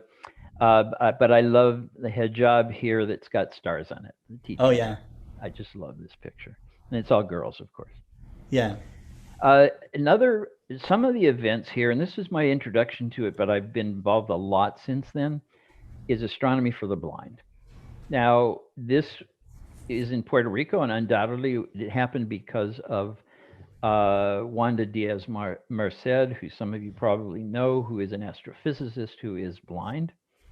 And she's somebody I've worked with, and I had the opportunity to go to Puerto Rico after the hurricanes and take 20 telescopes for some poor, really disadvantaged schools that have been hurt even more by the hurricanes. So this is a real thing, astronomy for the blind. We kind of, sounds like a joke, but it is a way. All of these things show the diversity. Everybody is interested. Everybody has a different perspective. And doing this around the world, the idea is to engage everybody. There are people who do star parties in prisons, hospitals. These people are isolated too. Why shouldn't they? They're crew members on Spaceship Earth along with us, and the universe belongs to them too. Another one of my favorites. This one's in Kathmandu, in Nepal. This is India. After a while, you realize, man, these are all the same picture. People look a little different. Mm-hmm. This is Iran, a place that I've been many times. Was going to go again this year, but is really the start of Astronomers Without Borders. My connections between and eclipse chasing. There was something. Oh, Simon was talking about eclipses. Simon traveled for the eclipse and didn't see totality. I'm going to scold him severely, but he's got another chance in a few years. And they're nuts about astronomy there. And sharing that view through the eyepiece, this is my favorite. This is in Brazil. She's making sure that the dolly gets a chance to see. This is a dervish, or what we know of as whirling dervish. In Iran, I've met this guy a couple times. I didn't take this pic. There's face painting. They do things in a big way in Iran. Fantastic. There's a telescope just like the one I took to Kurdistan. In this case, it's Peru or Bolivia. I don't remember which one. This is an opportunity to, this is what we call a teachable moment. And it is not in a developing country where people don't have education. This is in Munich. But, just goes to show who was talking to Steve again. I think it was, I think we're compadres there, talking about people never noticing, never looking up. How would anybody know where to look through a test? Nobody does. Why would they? This is normal to us, but it's not to other people. Oops, the Earth just disappeared behind me. This was Sunday in Romania. I don't remember where this is. No idea. There's English on the t-shirt, but I cannot remember. Things for kids all over the place. This art exhibition was in someplace in the U.S., northern Midwest. I don't remember exactly where, but it was U.S. This was not U.S. This was India. And this shows people just wanted to be a part of this. They said, well, what are we going to do? Well, what have we got? Well, we got a camel. Okay, let's do astronomy with the camel. I mean, it's too much. That's awesome. I will say, too, as far as the uniting nature of astronomy, a friend of mine in this area of India said that they had telescopes out, and they had a very old guy who came up and he said, this is the third worldwide event that I've experienced. The first was Lindbergh crossing the Atlantic by himself in 1927. Wow. The second was Apollo 11 landing on the moon, and the third was 100 Hours of Astronomy. And this global star party really was a sense that we were all doing this together. And there's nothing else that can unite people that way, because we're all looking at the same thing. We're all doing the same thing. That's what Astronomers Without Borders is, why I created it, was to get that across. I've forgotten where this was. And you know what? I left in the sponsor slide, even though it's kind of old, because Explore Scientific was there. And Scott has always been there. Scott has been, a supporter of everything for so long. And so I wanted to share that. Now, let me also get out of that. Okay. Had a nice comment here. Let's see. Kane and Lucas wanted to point out, let's see if I can scroll this here. Kane Lucas points out, he says, Mike's work is truly admirable. The world crusade that he carried out is outstanding. It shows true passion. Well, passion. Okay, so, it's sort of like saying the devil made me do it. I mean, I had a short meeting with somebody that lasted almost 2 hours earlier today. She's in her 30s. She's done all kinds of things, came from a bad background. We talked because we're passionate, and that's what we talked about. Yeah. Is what drives people to do things like this. So, I appreciate it. I really do. And I'm not without an ego, but it's like you're made to do it. And if I have the ability to, I have new projects that I'm going to be doing, and because I can, and how can I not? So that's just the way life has developed for me. And it's not about me, like was said earlier. It's about the people, all the people out there who are doing these things. And when I'm involved at Mount Wilson Observatory or Griffith Observatory, and somebody comes by and they say they'd love to see the 60-inch telescope. Well, I've got a key. It's going to take 10 minutes out of my life. It's normal to me, but it's going to be a big deal to somebody else. And I remember when I was a kid, when somebody took me in there the first time. Yeah. Could not believe it. What an opportunity that was. I was so excited. So, how can you not pay it back? All of us here have been so fortunate. So how can you not pay it back? I can't be that selfish. Couple of quick things to share here. Everybody needs to see this. I'm not kidding. This is the best thing I've ever seen on public outreach. And it really conveys it. And it's a very hard thing to do. But I have met people whose lives have changed because of that first look through a telescope. And you can see the impact it has on people. And Scott had told me to go ahead and do this too. I want to mention this is one thing. It's this is a commercial thing. It's not a nonprofit thing like I've been doing forever, but it really is a service, both to the astronomy industry and the consumers. It's a place where we're going to put together all the reviews, the news, and everything. Stuff is scattered out there all over the internet. I've worked with so many beginners, people trying to buy a telescope for the first time. I've had people, my son-in-law bought a telescope without consulting with me. I couldn't make it work. I mean, it was impossible. The mount was just, I could have done better with popsicle sticks. Yeah. And so for his next birthday, I bought him an 8-inch Dob. And so it's confusing. It's hard. Those of us here are experts in this stuff.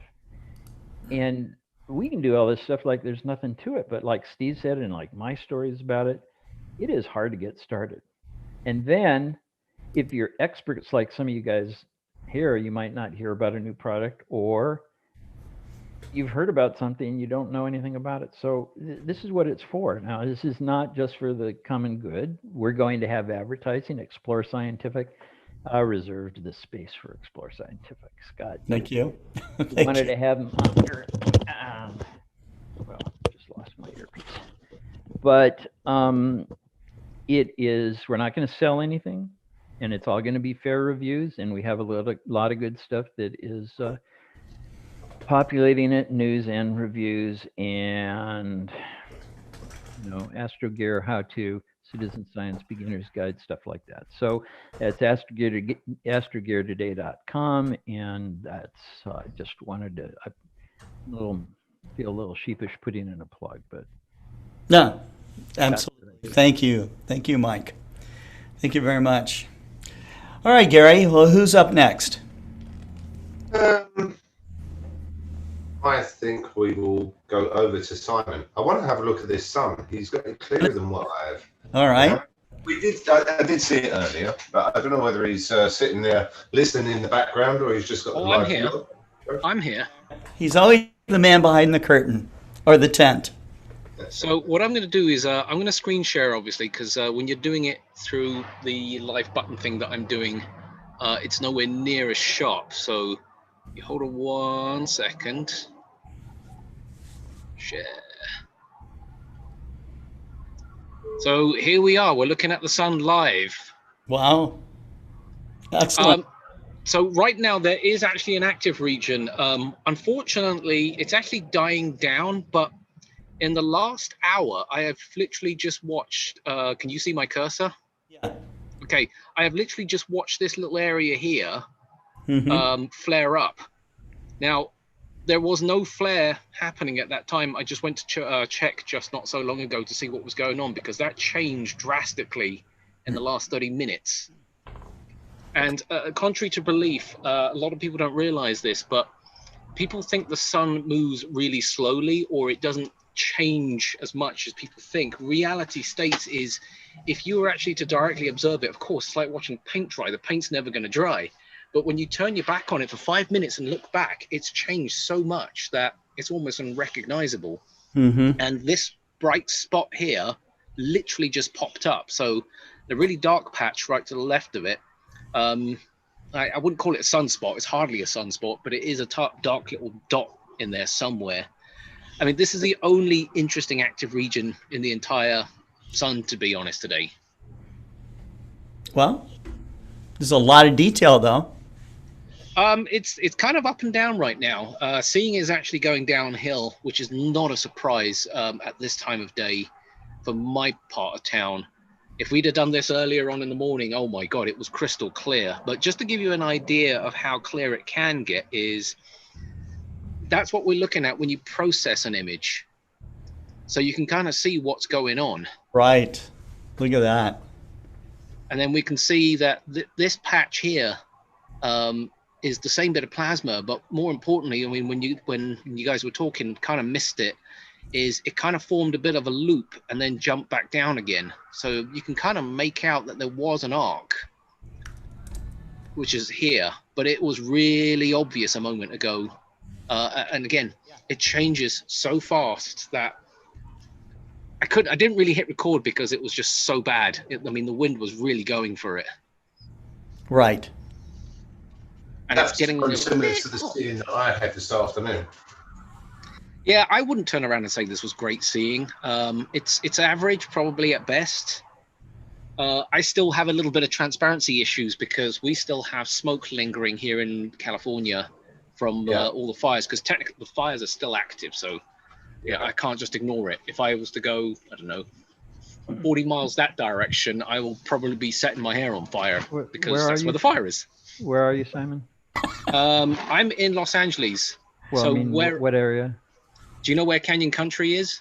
Yeah, I'm in your area. I'm just wondering if you were over there at Woodland Hills or what. But yeah. Oh no. Okay. No. I'm in Canyon Country, which if you were looking at a map, 5 Freeway 14, and then you run along is the entire Los Angeles National Forest and the actual crest itself.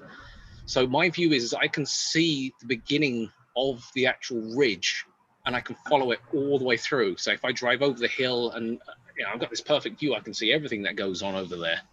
Mm-hmm. But yeah, so I rely heavily on that mountain to give me the seeing that I need in order to do solar imaging.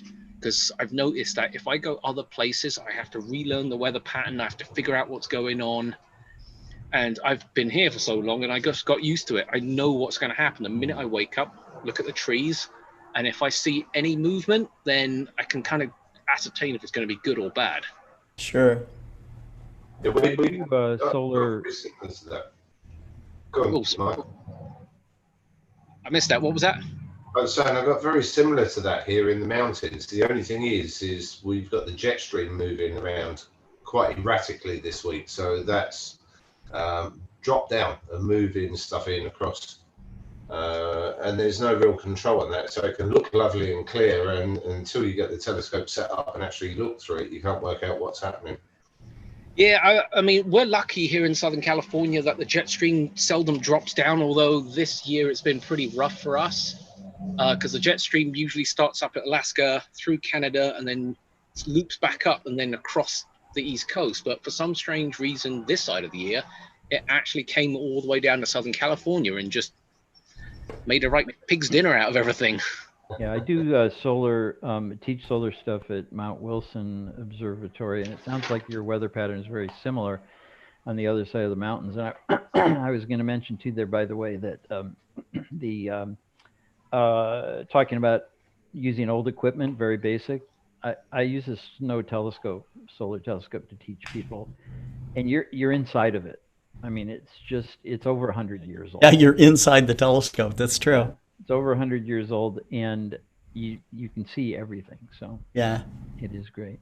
Yeah, I just had a plane go past because I saw the jet wash, or sorry, the ripple from the jet go rippling through the screen there. I just saw it. I don't know if I'm allowed to plug my event tomorrow, Scott. Am I allowed to? Sure. So tomorrow, I'm also doing a live stream, and we're doing one specifically about solar, and then Gary's going to be in it. I have Clyde Plymate from the Big Bear Solar Observatory. So if you guys know who he is, he's so worth watching. And then Jen Winters from Daystar Instruments will also be joining us for that particular one. So very cool. So where do they go see this event? I'll put the you can just go to telescopes.net and click on the big banner, or scroll down to the bottom and look for the blog, and it will have the link that gets to our YouTube page. Otherwise, just search for telescopes.net on YouTube, and we're bound to show up. Okay. All right. So yeah, I mean, there are a couple. That's tomorrow? Tomorrow at 12 o'clock Pacific Standard Time. 12 p.m. Pacific. Okay. All right. So hopefully Gary's not going to be completely worn out. No, I think it's 8 p.m. that works out here, something like that anyway. Yeah, 8 p.m. I did that on purpose because I was like thinking like if I go any later, it'd be like whatever o'clock, and you'd be like, It's a beautiful image. Thank you so much for sharing, Simon. No worries. I'll keep this up obviously for everybody. Okay. All right. We are going to go to other people here. Gary, who do you choose to be up next? I don't know whether Ryan's sitting around in the background there. There we go. There we go. All right. So, Ryan, so tell us all about it. Yeah, kind of let me share my screen a little bit here. And I have a few slides that I prepared for us. Okay. Can you see that okay? Yeah, we can see it just fine. Oh, perfect. Okay. And so, I do a lot of my imaging at the Montana Learning Center, which is located on a lake in Montana. And the observatory is nestled on a peninsula, so it reminds me a lot of Big Bear Solar Observatory. And in terms of like the seeing that you can have in certain times of the day where you get that lake effect of seeing. And so unfortunately in this talk, I won't share any of my solar images, but I do have a Daystar setup that I use. And we measure the seeing, and during, there are special times of the day, just like Simon was saying, where you can get sub-arc second seeing from that site and take some really outstanding shots. But the Learning Center, I'm the executive director of the Montana Learning Center, and we our main programming is we offer summer learning camps for kids. We do have a high school astronomy program, but we do a number of aerospace and earth and space science programs for younger kids too. We're a NASA partner in Montana. We're one of two. We're paired up with the university in Bozeman, and we work with kids all over the state. I've been in astronomy for over 20 years now. I've known Scott for at least 20 years. And, I got interested in astronomy when I was a kid. And, what better way to get kids excited about science than sharing that love for space. And I'm still doing that. Yeah. And so here's a look at our observatory. So we have two roll-off roofs. One's a 16-foot building and the other one's a 24. For our summer campers, we've got a 14-inch Hyperstar in the smaller building. And then if you guys are familiar with New Mexico skies at all, back in the day, they used to do a guest observing program where you can, stay and rent a 25-inch Dob. And a couple of years ago, Mike and Lynn donated that 25-inch Dob, and I had it fully restored, and that's housed in this building.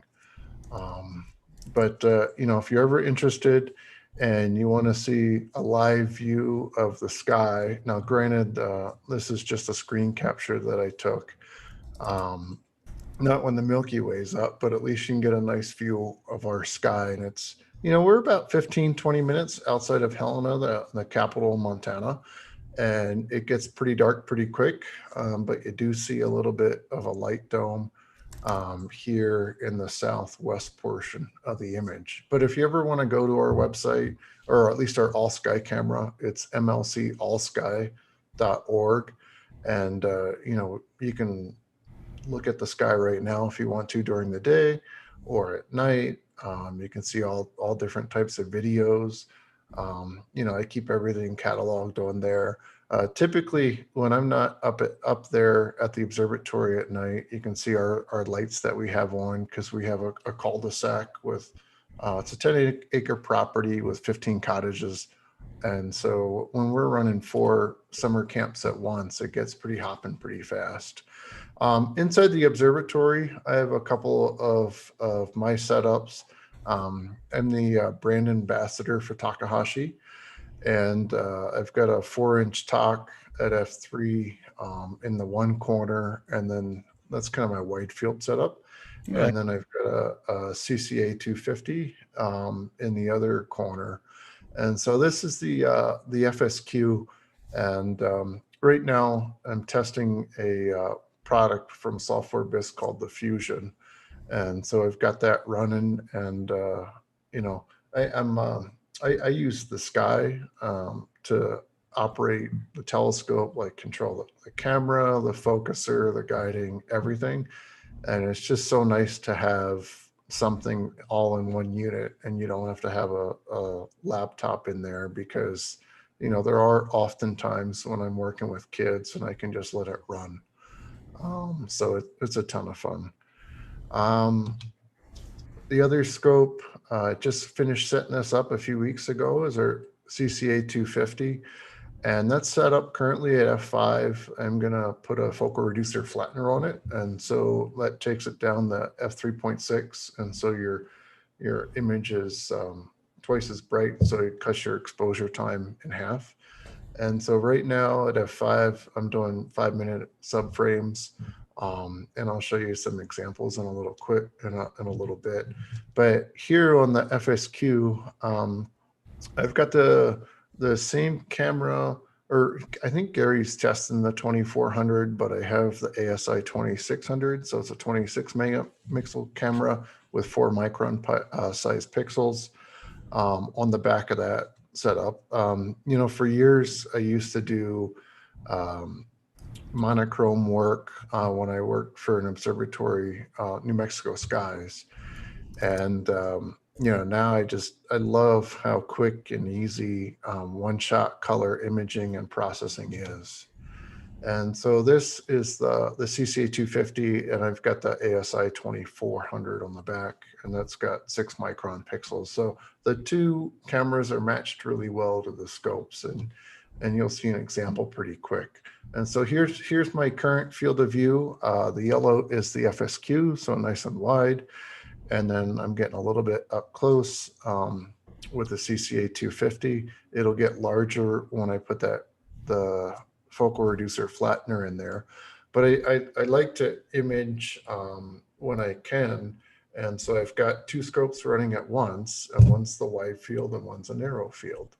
And so here's a recent shot that I did with the FSQ. So this is the wide field, and that's with the ASI 2600.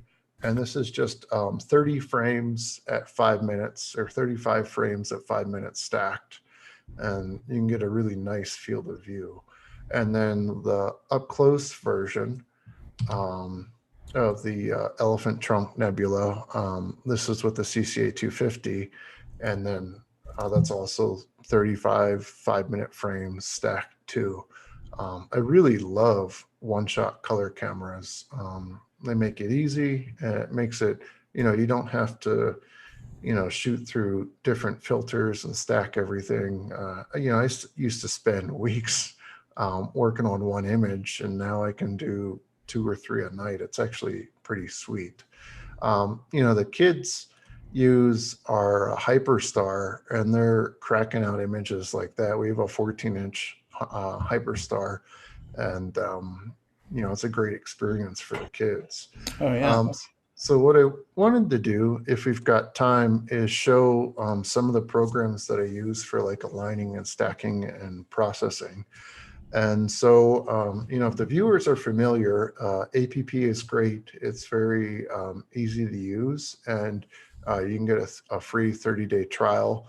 And some things that I've done or that I do within APP is just alignment and stacking and normalizing the background. And so with a one-shot color camera, you have to force the pattern, in particular with one-shot color. So it's a Bayer filter matrix. So if you're thinking of 2 by 2 pixels, that essentially represents 1 color pixel. So you've got, in this case, 1 red, 2 green, 2 blue to make that 1 color pixel. So I force that, click on Force Bayer, and then I've already loaded my frames. But what I want to do is select all of them. And, there's so much that you could do in this program, but I don't do a lot. I used to take calibration frames like darks, biases, and flat frames. I don't do any of that anymore. That's one of the great things about CMOS chips is you can get away with a lot. And it's a lot of fun. And so, I skip a lot of those steps because I don't have to do reductions. And I go to integrate. I'll do an average when I integrate my data. And, you start out with a good frame that you select. And I always do like a sigma rejection. And that, compares the frames. And let's say if you've got a plane flying through or a satellite, it'll just take it right out, no problem. But you can, I just hit integrate, and then from in here, it'll just run, and depending on how your machine is, it depends how long it takes, sort of thing. But I already have it done where it's like going through, it's analyzing all the stars in the image, it's aligning, stacking. It'll do this over the period of time. Like right now, it's just analyzing all the images. It's assigning what they call a quality score, looking at how sharp the stars are. And it just does all that. And then at the end, which I love, there's a nice little bell or gong. And then you could just save it as a TIFF and take it into Photoshop. So let's say that's all done, right? And, I've got it into Photoshop. So here's the stack of 35 frames by 5 minutes. The first thing I do is I'll use a plugin, and I'm sure you guys use this or heard of it before. It's made by Pro Digital Software, AstroFlat Pro. And, I'll go in and, these are like settings. And, the great thing about deep sky photography is it's all in the eye of the beholder. And so, what looks good to you might not look good to someone else, but, it doesn't matter. It's just, as long as it looks good to you, that's what matters. Right. And so you can see the difference just by doing, one thing in Photoshop. And then I also will go through and RBA wrote this plugin called Hasta La Vista Green, and I'll generally run either a medium or strong. And what that does, when you're zooming in, is it'll take, I don't know how well you can see that on the zoom, but it'll take the green out of the image or help reduce it. And so just really quick, you can get a really nice result fast. And then there are these great plugins that you can get, or Photoshop actions, I should say. And this is an action suite that you load, and there's different things where it's like everything is preset. And that way you don't have to recreate the wheel, because, you know, in astronomy, people have done all the work. They've done all the programming and whatnot, and they save their work. And, you know, because of things like actions, you know, I could do, you know, something really simple, like this one down here where it says light and only deep space object and dim stars. You run that, you know, it's going to run everything in the background, and in a few seconds, you get a result. And so just by running that plugin, you know, we're starting to bring out a lot of that dustiness in the image. And so I'll go through and do a number of different things. Sometimes I'll step down to the enhanced deep space object and just run that too. And it's just really quick and easy. That's why I love one-shot color cameras once you have everything set up. Very cool. Very cool. Yeah. Ryan, Yeah. Thank you. Go ahead. That was years of experience crushed down into just a few minutes. So that was good. Yeah. Anytime. I realize that I'm really limited to time. So anytime you'd like me to come back and do some processing or imaging, I'd be happy to do it. Anytime. Thank you. That's great. Okay. So at this point, Gary, where are we heading off to at this time? How about we have a chat with Pranvera? Thanks very much for that, Ryan. It was really interesting to see that up and running. She came in like at the exact right time. You know, we were running long, and we decided to have a break, a 10-minute break, and she pops in right at the 5-minute mark. You know, so. And she said she didn't plan that, so I'm pretty impressed with her timing. So that's really cool. Yeah, Thanks for joining us. Thank you for having me back again. I'm very happy to see you all.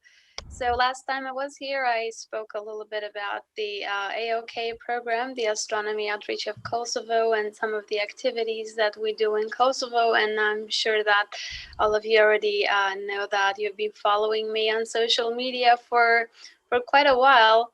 And also I spoke a little bit about SLU, a platform that is really cool, that you can use the telescopes from anywhere. And today I actually would like to speak about another activity that I'm involved with recently. That is the the International Asteroid Search campaign. So this is a science citizen program that allows people from all around the world to participate and actually contribute in making discoveries of minor planets. So this program is run by Dr. Patrick Miller, and it gives the opportunity to all the schools and everybody around the world. It's kind of like the work that Mike Simmons does, but he goes there in person and shows all the telescopes to these people. With this campaign, it's a little easier probably because you don't have to go there in person, but the participants that wants to participate here at least needs to know how to use a software that is called Astrometrica, which is used to do all the measurements of the image data that they will provide you. So this collaboration actually provides data by the Institute of Astronomy at the University of Hawaii. So right now I am participating in this for the first time, and it's really amazing because every week I get images that are provided by the Pan-STARRS telescope in Hawaii, which is a 1.8 meter telescope. It's very big. And of course, Pan-STARRS and Catalina Sky Survey, they're like the biggest surveys in the world for discovering asteroids. So when you get the opportunity to analyze their data and you're the first person that you're submitting that data, and that will be sent to the Minor Planet Center. And there's like a really high chance that you will get something in that image that nobody has seen it before. So my friend Hap and I have formed a team of 2 people, and we're participating in that. And I would like to share the screen here just so I can show you very quickly what I'm talking about. So, for example, they are providing a data set of 4 different images that are taken within a little short of time. So again, this is about almost a 2-meter telescope, and it has a very narrow field of view. So this program called Astrometrica, it allows you to blink images, to do measurements, to find the positions, and you will see if actually there is something moving in this image. Of course, if you zoom in and if we go slowly, like in each square. So for example, here, yeah, we have something moving in this object. And if we click with this software in this image, usually the software will recognize it because you will download all the orbits from the Minor Planet Center of all the objects that have been discovered before. So if the software doesn't recognize this one, that means that it could be a new asteroid. It could be something that nobody has seen before. So the good thing is that you'll report it, and of course it doesn't count as a discovery immediately. It is like a preliminary, discovery. It goes in the list, and it has to wait 6 months until it gets verified by other observatories, because we need multiple observations to make sure that that particular object was never reported before and was never confirmed before. So far, my friend Happy and I, we have got 4 unidentified objects, and we're waiting for them to be verified. Fingers crossed, they could be new ones, so we'll get credit for the discovery if that happens. That would be amazing. But the cool thing is that you see, like in this program, where that other website is, if I can find it. Yeah, here. Like, if you just see these images, they're like kids like 10 years old from schools, from places that actually have discovered asteroids. Like, if you tell that to somebody, they will say like, oh no, there is no chance that you can discover something, only professionals do. Actually, no, this science program allows you to participate and to use the software and to analyze all the data by yourself. And that's really amazing because you don't have to have your own equipment, you don't have to spend, you don't have to stay up late at night, and it's really great because you have all the data provided to you. And so far, since 2006 that this program exists, there have been over 1,500 discoveries, and 60 of them have been actually numbered by the Minor Planet Center. And of course, some of them have been named after the people, after these organizations around the world that they have made the discoveries. So I'm very much, looking forward to this. It's very exciting to work with it. It's kind of a break from all the studies and everything that you do. It's very nice. So I would encourage all of you who's watching, like the young people, to actually participate in that. It's a free thing to do. It's really great. It allows you to do amazing things. So that's just something I wanted to share with all of you. Thank you so much, Scott and Gary. I can endorse that, Vera. We've had Isaac is a part of Global Astronomy Month in AWB for many years. Patrick is fantastic, and it's a great opportunity. It's just hands-on science for kids, and it's real science. Yeah, that's really a great program. I'm very excited for this. I've seen one school in Nicaragua that I know discovered an asteroid in a small town. It was such a big deal that they got money from the government to build an observatory at their school. I mean, these things make a real difference. It's a good one. Yep. Lucas Thybod from the chat is asking, is there a survey program where we can join our force with our observatories? I imagine that same program would accept anyone. Is that right, Vera? Well, actually, in that program, when you participate, you're only allowed to work with the data that it's provided by the Pan-STARRS telescope from the University of Hawaii. So you will have to work with that data. But if you can actually get the coordinates of the objects that you report afterwards, probably you can do like follow-up observations from your observatory, depending how big your telescope is, if you can actually see that object. Because remember, if we're looking at something with a 2-meter telescope, we're talking about objects that are about 20 magnitude or 21. So sometimes we amateurs are limited in the size of the telescopes, that how far and how bright objects we can see. So yeah, that's that. Wow. Okay. All right. That's excellent. Okay. I think the only person we haven't talked to so far is Jerry Hubbell. Jerry, what's going on out there in Virginia? It's dark and it's rainy. It's dark and it's rainy. The dark part is fine, it's just the rainy part that's not so good. Right. I did want to share, if we've got a few minutes before another break, I wanted to share some of the construction that we did on the Mark Slade Remote Observatory.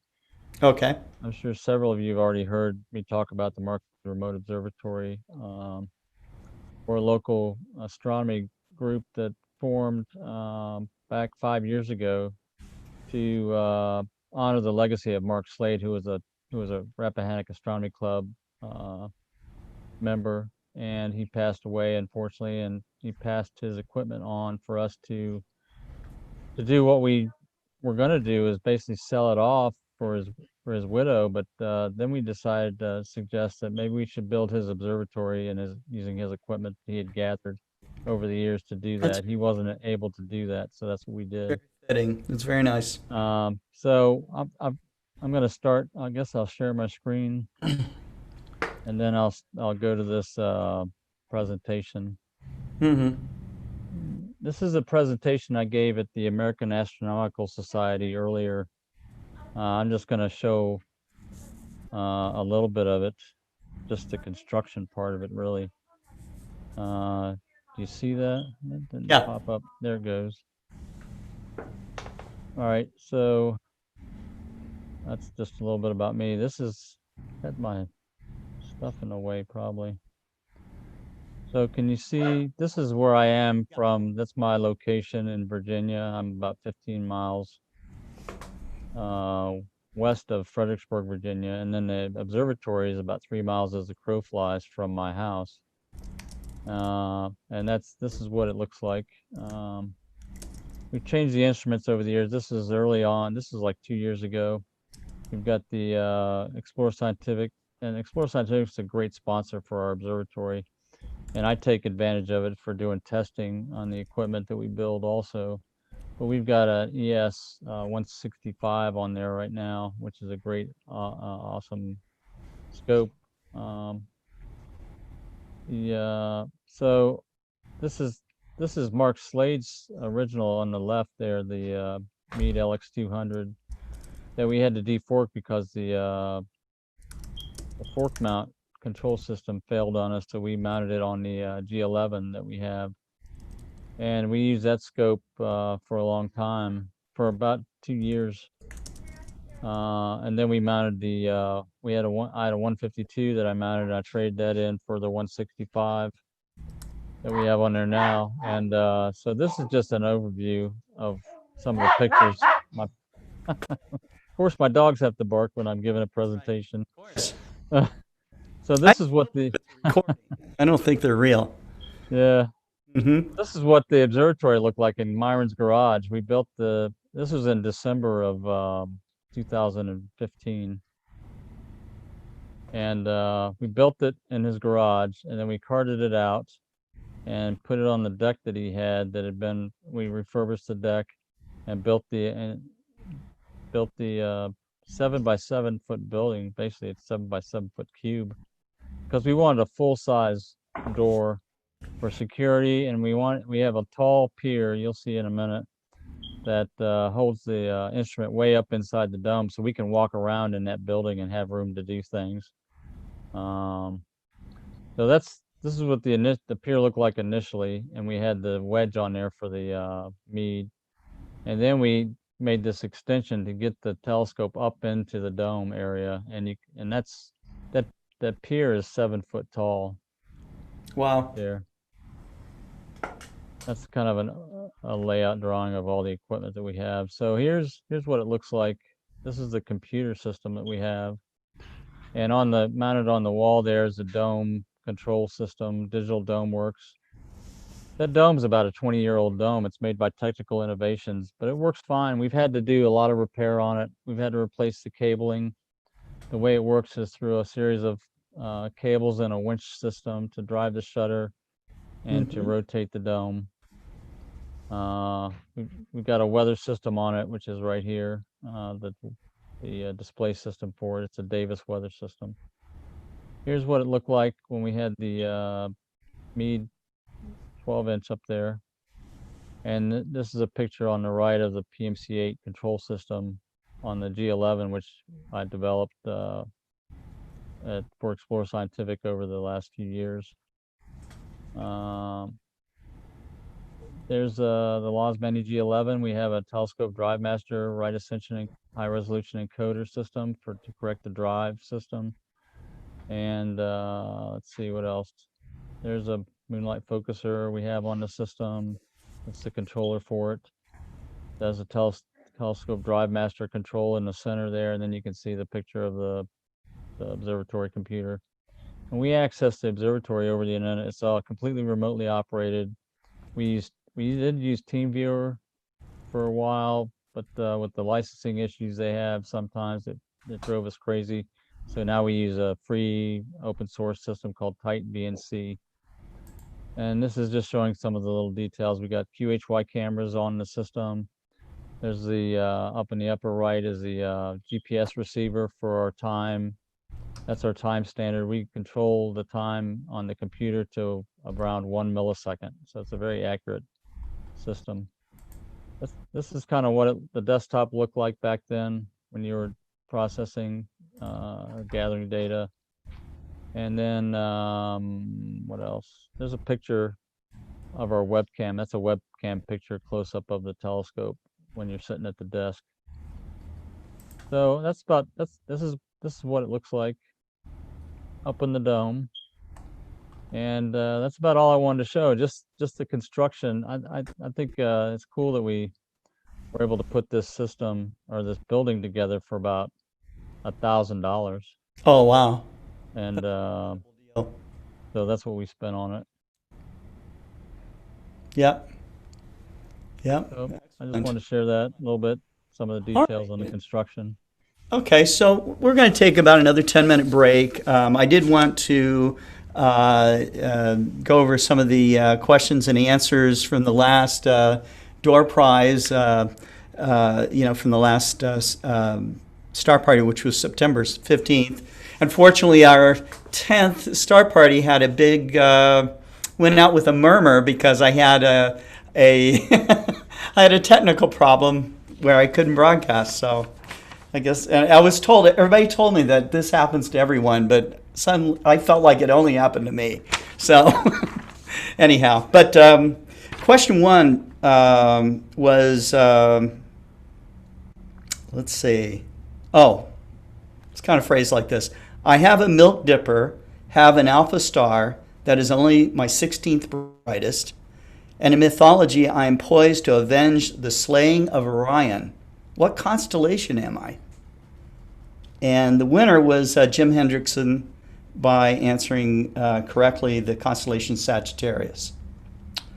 Question two was, who was the first person known to have sketched and noted the movement of the planet Neptune? What do you guys, does anyone in our group know? No one's raising their hand?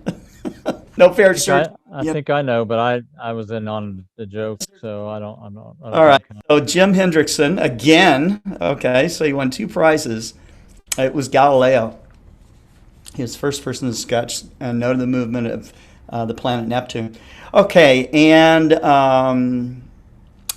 the third question was, who was the first person to propose a method used by Jerome Lalande in 1769 to measure the distance to the sun? Who was the first person to propose a method used by Jerome Lalande in 1769 to measure the distance to the sun? This is a really cool. That would be a cool project for anybody to accomplish. But it was done in 1769. The guy's name or the person was Hallie Brett, I guess, and the correct answer was James Gregory. So great questions from Terry Mann at the Astronomical League, who came up with these questions, and congratulations to the winners. And they will be getting back to you if they haven't already with information about your prizes. So I do also want to mention that we have a couple of new prize partners that will be working with us, and one of them is, of course, Gary Palmer with Astro Courses. So he will be in future events. We'll be giving away short sessions, but 1 hour sessions to learn how to use your equipment or to do astrophotography. So few people on the planet have all the experience that Gary has had from testing and reviewing products. So you can really get a lot of expertise from Gary. The other one is a space-themed t-shirt company called Vacuum of Space. And so they offer original art, and their latest creation is called the Ring of Fire, in celebration of the 2023 annular eclipse that's going to be racing across the United States. So they're already starting to put out some original art on that, and we'll show that at the next Star Party. But for now, let's take a short 10-minute break, and then we'll come back with a wrap-up of whatever anyone wants to share. We'll leave it Hollywood Squares style here, and people can share as they wish until people just fall over at that point. So give us 10 and we'll be right back.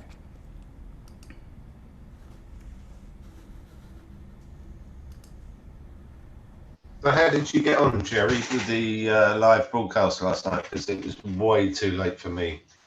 I think it went all right. We were probably on for about 2 hours. We were actually an hour and a half, I think it was, but we had 2 hours of time before then getting everything set up, tweaked, and we had to find the focus position. We had to actually add 4 extenders on the scope to get the focus with the focuser only 7 millimeters out.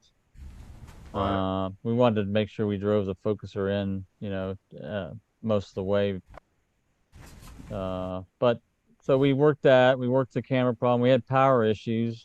Scott's still working out how to provide power to all the different pieces of equipment. He's got this one nice lithium, I think it's a LiPo battery. It's really a large, I think it's like 50,000 or 50 amp hour battery. And it's only like the size of a book. I mean, it's pretty small.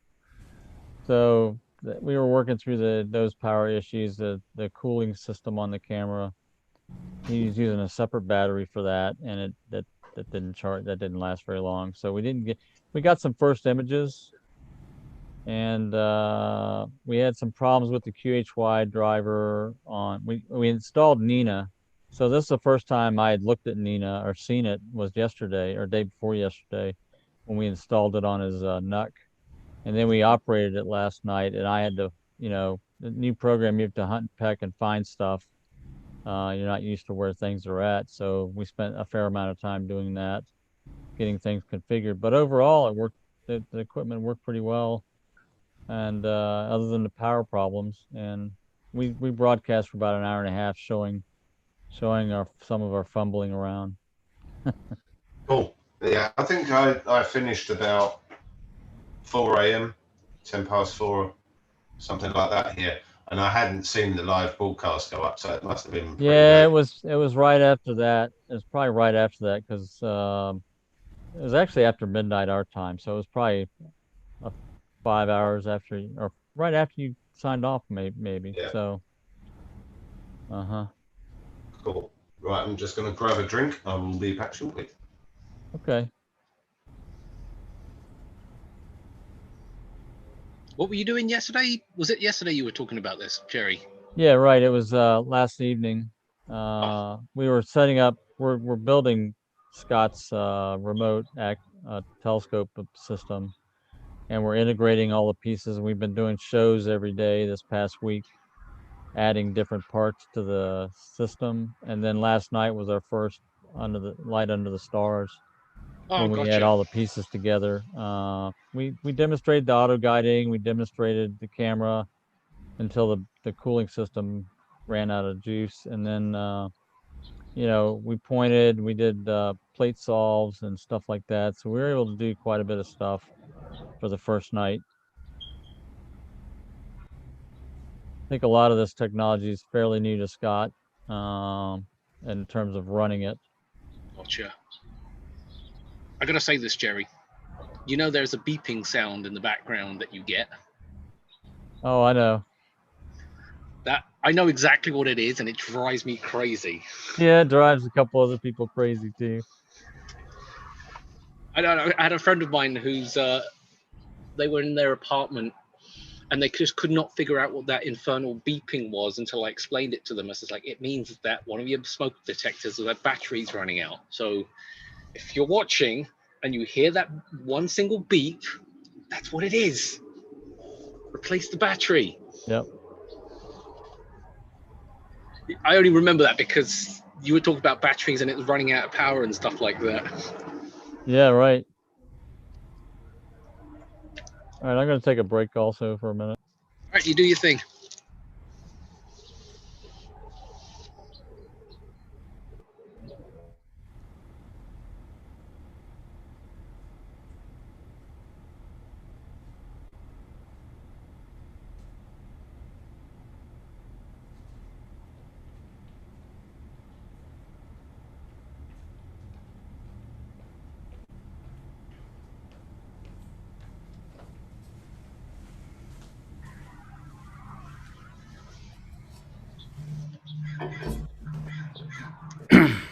Uh-oh, you can tell Scott's back.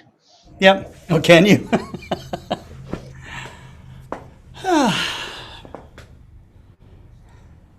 I changed into one of my vacuum of space shirts. Oh, okay. Yeah. Yeah, I'm going to lose the sun in about... Oh, yeah. I've got to look at the shadow because that's the only way I can tell. Probably about 20, 30 minutes, and I'm going to lose it. Okay. Well, you'll have time. You'll have time. Well, like I said, there's really not that much happening right now. Well, relative.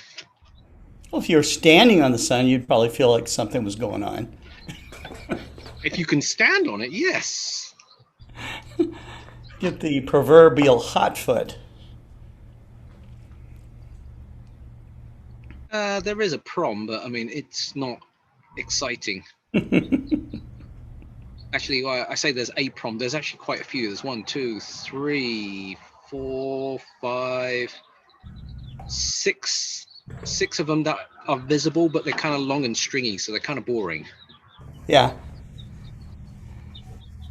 Yeah, when we go into Solar Maximum, I'm going to tell you now, if we do this during Solar Maximum, we're not going to know what to look at. It's going to be just like, what the hell's going on? It's going to be crazy. That's absolutely mad when that happens. I normally run a smaller rig so that I can keep an eye on anything that's taken off. Right. And otherwise, you just can't see it in the main imaging rig. You're looking at one object and then something else is taken off.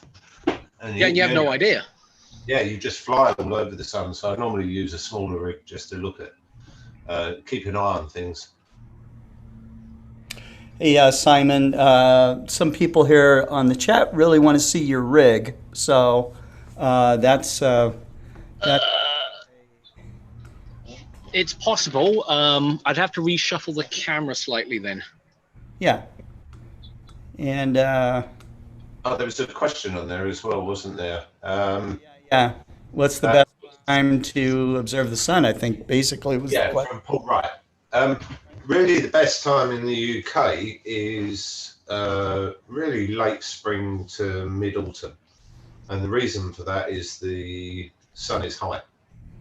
So if we go into the winter time, the sun gets very low. So we're looking through the lower part of the atmosphere. And it just makes for poor seeing and wobbly images, really. right? I think I'm going to take us off our break here.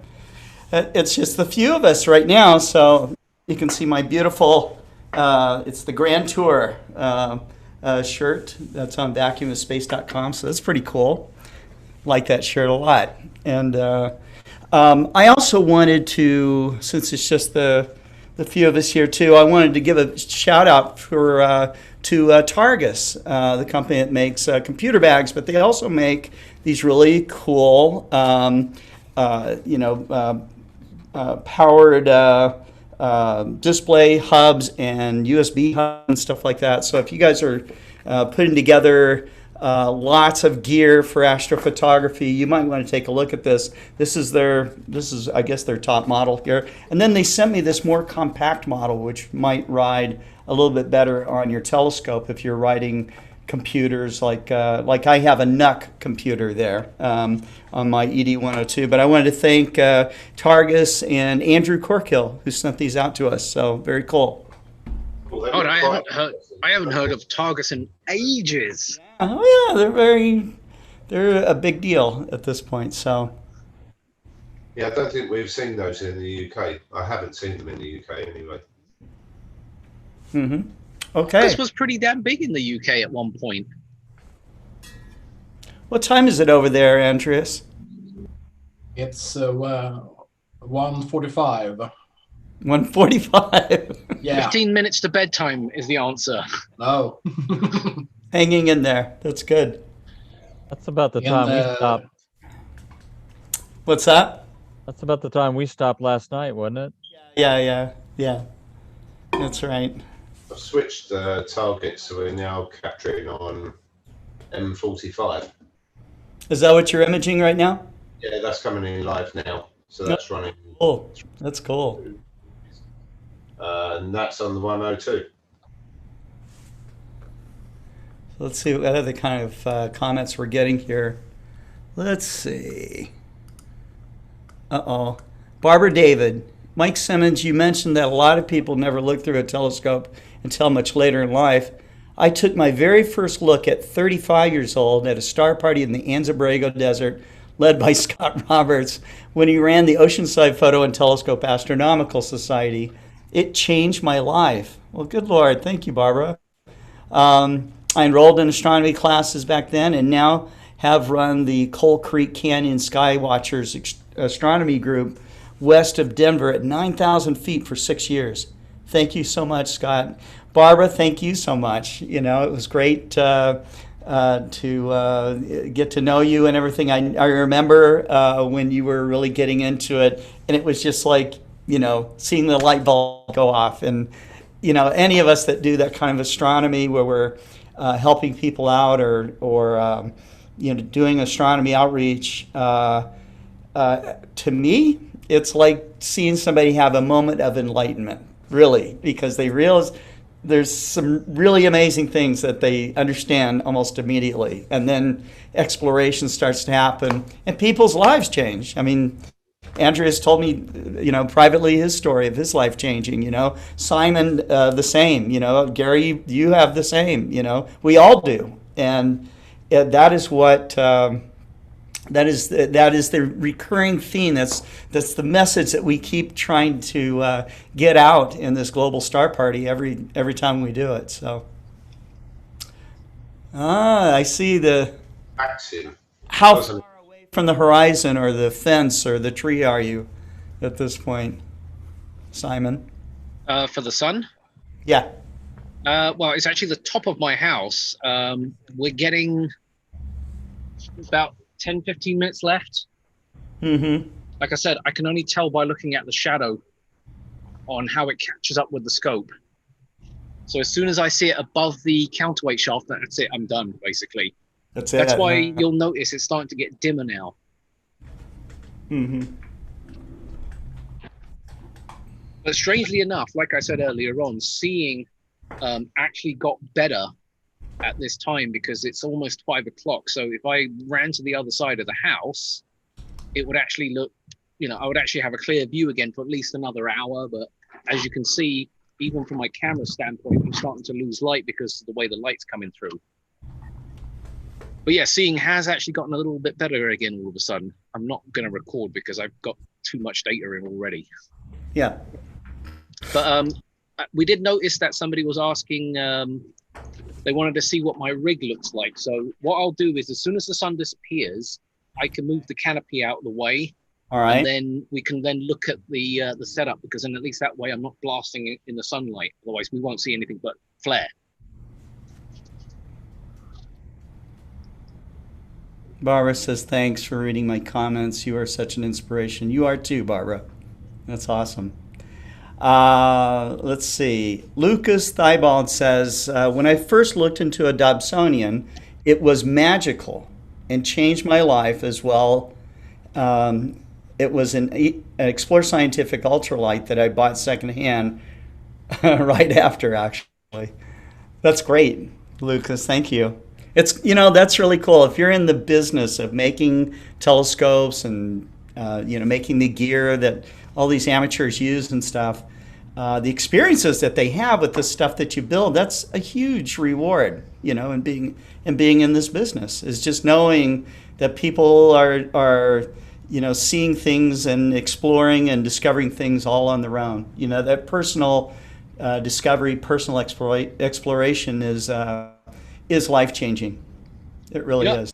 I want to add to this, because obviously I work in retail with in the telescope business, and one of the things that really gets on my nerves with some people is expectation.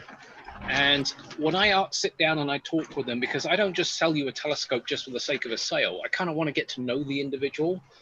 And if I discover that you've never looked through a telescope or owned one, and you might have gone to a star party, 9 times out of 10, and I'm saying this because I want you guys out there who've never owned a telescope before, is before you get into it, go to a star party if you can, if they still happen with all this stuff going on. And when you're ready to buy one, buy a Dobsonian to begin with. And there's a very specific reason why we start with the Dobsonian, is it's the one that is going to give you the most bang for your buck and probably give you that visual image of what you're expecting, compared to a very, very small refractor or some other random telescope that you might find. The way I look at it is the bigger the aperture, the better it gets in some ways. And there's nothing that beats a Dobbs. There really isn't. And don't just jump into this and start trying to do imaging without having any information or any knowledge. Start with a scope, do visual, go through the whole process, and then decide what you want to do from then, going forward, that is. Mm-hmm. Oh, Prambera's coming back. Oh, I wanted to share over something on here as it goes, because it's actually quite interesting. We spend a long time playing around with this equipment and moaning about the equipment, and forever after perfection is probably the easiest way of putting it. But I wanted to share the guiding on this, and I had some other issues earlier on in the evening, so I just switched over to a quick guide scope on the top. So nothing is absolutely perfect, but hopefully that's going to share now. There we go. So you'll see the guide graph is pretty much all over the place. Yeah, and there's a couple of reasons for that, and that is really I've not had enough time just to sit down and run through and program it up. But when we actually look at the stars in the background, bearing in mind this is a full frame camera running here, they're pretty round and they're pretty straight running through. So spending a lot of time sometimes running after that perfection is a waste of time. Yeah, it can eat up a lot of your night just trying to get that guide graph absolutely perfect. And I've also seen a lot of these guide graphs which are dead flat, but actually the stars are elongated and moving in one direction where it's not pulsing correctly. So just because you've got a flat graph doesn't necessarily mean to say that everything's running fine. But it was just quite interesting looking at this, at how far off the graph was running, but yet how round the stars are in the images. So it's just really making a point on that. You know, the thing here is, though, I think people misunderstand what guiding actually does. All it does is it just corrects for error of drift, that's all. I mean, if I don't see corrections, then I ain't that good at polar aligning, put it that way. So I expect to see some level of movement. Well, there's another side of this too. What Gary's talking about is I call margin, and also balancing error terms across the whole system instead of just focusing on correcting one piece of the system and letting other pieces go, because it gets that little piece that you're focusing on will be overshadowed by other things that affect your image. And focus is a big thing. That's why I always talk about focus as something, a primary thing that beginners ought to, no pun intended, focus on, because that's something that they can get a feel for much easier than auto guiding, and instead of getting one arc second or 1.2 arc seconds RMS on your right ascension, you get down to 0.8 arc seconds RMS. Your sky is only going to give you so much. So you're chasing a dream when you try to do this perfection on your auto guiding, when your sky seeing is maybe it's 2 to 3 arc seconds. Yeah. You're not going to see any significant difference in your images, is what it comes down to. This is a massive thing in solar, and a lot of people don't really realise this, but certainly in the UK, having the jet stream edging on you all the time, so it's somewhere around us, and it's pushing something in through that change your conditions. And here you can end up focusing, all the time. I actually sit at the back of the telescope when I do solar. I don't run it on a remote focuser or auto focusers. I sit there and manually focus it. And you have to work this out, that temperature changes on the telescopes, whether it's nighttime or solar, they make a massive difference to the focus. And I keep saying to people, if you change your object, so even on the sun, if you change from one side of the sun to the other, refocus it. If you're changing an object at a nighttime, so this system, when I disappeared a couple of minutes ago, I did just recheck the focus. And the reason for that is the temperature change. We've dropped about 6 or 7 degrees here since we started imaging. So the focus is going to be pulling out. And then you're going to get in and, get up the next morning and have a look at your images, and the first half will be in focus and the rest of them will be in the bin. I think people forget the moon and the sun when you're doing those two things. It's a 3D object. It's not a flat image. People forget that. When you're looking at the center of the moon or the sun, the point of where it comes to focus is going to be different from the edge, because my perspective is, it's back here. People forget how big the damn sun actually is. That's it. The sun, at the end of the day, when you're looking at one of the prominences, and certainly one of the faint ones, you've actually got to realize how far behind the edge of the disk that you could see that may be. And there's a reason it's faint. The reason is, it's another 150, 200,000 miles around the back of the sun. You're just seeing the tip of it, in the equipment. So the focusing, moving across the sun is really, really important. I'd love even a penny for the amount of times I focus in a morning of solar imaging. Mm-hmm. Hey guys, I wanted to take a moment to touch base here with Pranvera. I've been chatting with her offline, asking about what's going on in Kosovo, with astronomy outreach in Kosovo. And although she's over here in the States going to school, she's in constant communication with those guys back there. And they're struggling to get an observatory built. So maybe Pranvera can share the effort and let people know how they can help. Yes, Scott, thank you. It's been quite sad that I had to move here because I had to leave all the group behind. But I'm trying to get my ties into the science and have a professional background into planetary science. That's why I moved here into Santa Cruz. But AOK is actually doing very well. Of course, the country was shut down for most part of this year due to COVID-19, and they had to stop all the activities in person with the telescopes. But of course, they're starting to right now to start doing activities. And yeah, of course, applying safety features and all that. And of course, we're searching for funds to build the first observatory in Kosovo. We don't have an observatory, and that's a really sad part. We were hoping for the government to help us, but the political things in Kosovo right now are not very well, and we have not been able yet to convince the government. So we are asking for private donations. We have a GoFundMe page, and if any of you wants to actually help us out, it's a very nice construction. It includes the observatory, the planetarium, and some halls. It's gonna be kind of like a small science center that our country never had before, and not to mention that the largest telescope in our country is an 8-inch Newtonian. So I mean, that's quite sad. And I've got all this opportunity to come over here and meet with all these astronomers and visit observatories and observe from large telescopes. But when I go back home and I see all these folks that don't have the same opportunity, it's very sad and heartbreaking, and I'm trying to really work hard with my team to make this possible, to also have an observatory and to give a hope to these young folks that they can look at the sky, they can be inspired, they can learn about that all.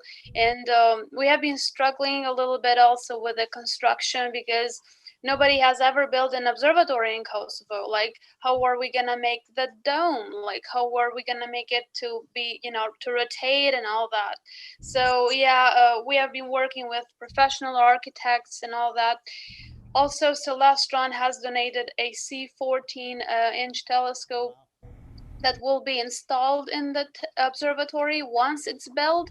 And there are also some other folks, Jack Dunn and Hap Griffin, that have been donating the projector for the planetarium, and also the sound system and some other things that will be installed in the planetarium. But of course, any donations, even if it's not money, it can it could be computers that you don't use, or eyepieces, or a mount, or whatever it is. Of course, everything would be very much appreciated, because we're trying to basically make something for that country. We're trying to rebuild that country that has been destroyed by the war 20 years ago, and we're just trying to give some hope to these young people. So Scott and I will be posting the GoFundMe link, and if any of you wants to donate, we will very much appreciate that. Thank you very much, Scott. Yeah, Pranvera. Can you share the page now? Can you show that? Yeah, I'll just have to find it, so somebody else can go ahead and No problem. And something did cross my mind that we could do a special webcast of astronomy in Kosovo. And so if you can organize that, I would be happy to broadcast it. Yeah, that would be amazing. And as I said, just right now they're starting back with the activities again, because the government is allowing now. And we can also talk a little bit more about the observatory. We can also share all the photos of the constructions and everything. Right now they're like somewhere in my folders hidden, so I can't find, because I don't have them ready right now. But definitely we can do something like that, so we can give a clue to the people what we're actually planning to do there. It's not a huge construction, is something just to start with. And it's just something that we want to have that we never had before, and that could be something very simple that probably Americans have it just privately in their backyard. It's just so normal to have a dome here. That's not common in our country, and we're just trying to have like a very first one. Yeah. So maybe we can give more awareness to make that happen. I really hope so. Yeah, and you've worked on this for so many years now. So to get this far, this close, it needs to happen. Needs to happen. Okay. So Simon, you want to show your rig? Yeah. So since it's pretty much game over, I'm on my laptop webcam, but I've got my other camera sitting at the scope now. So. Switch over to that.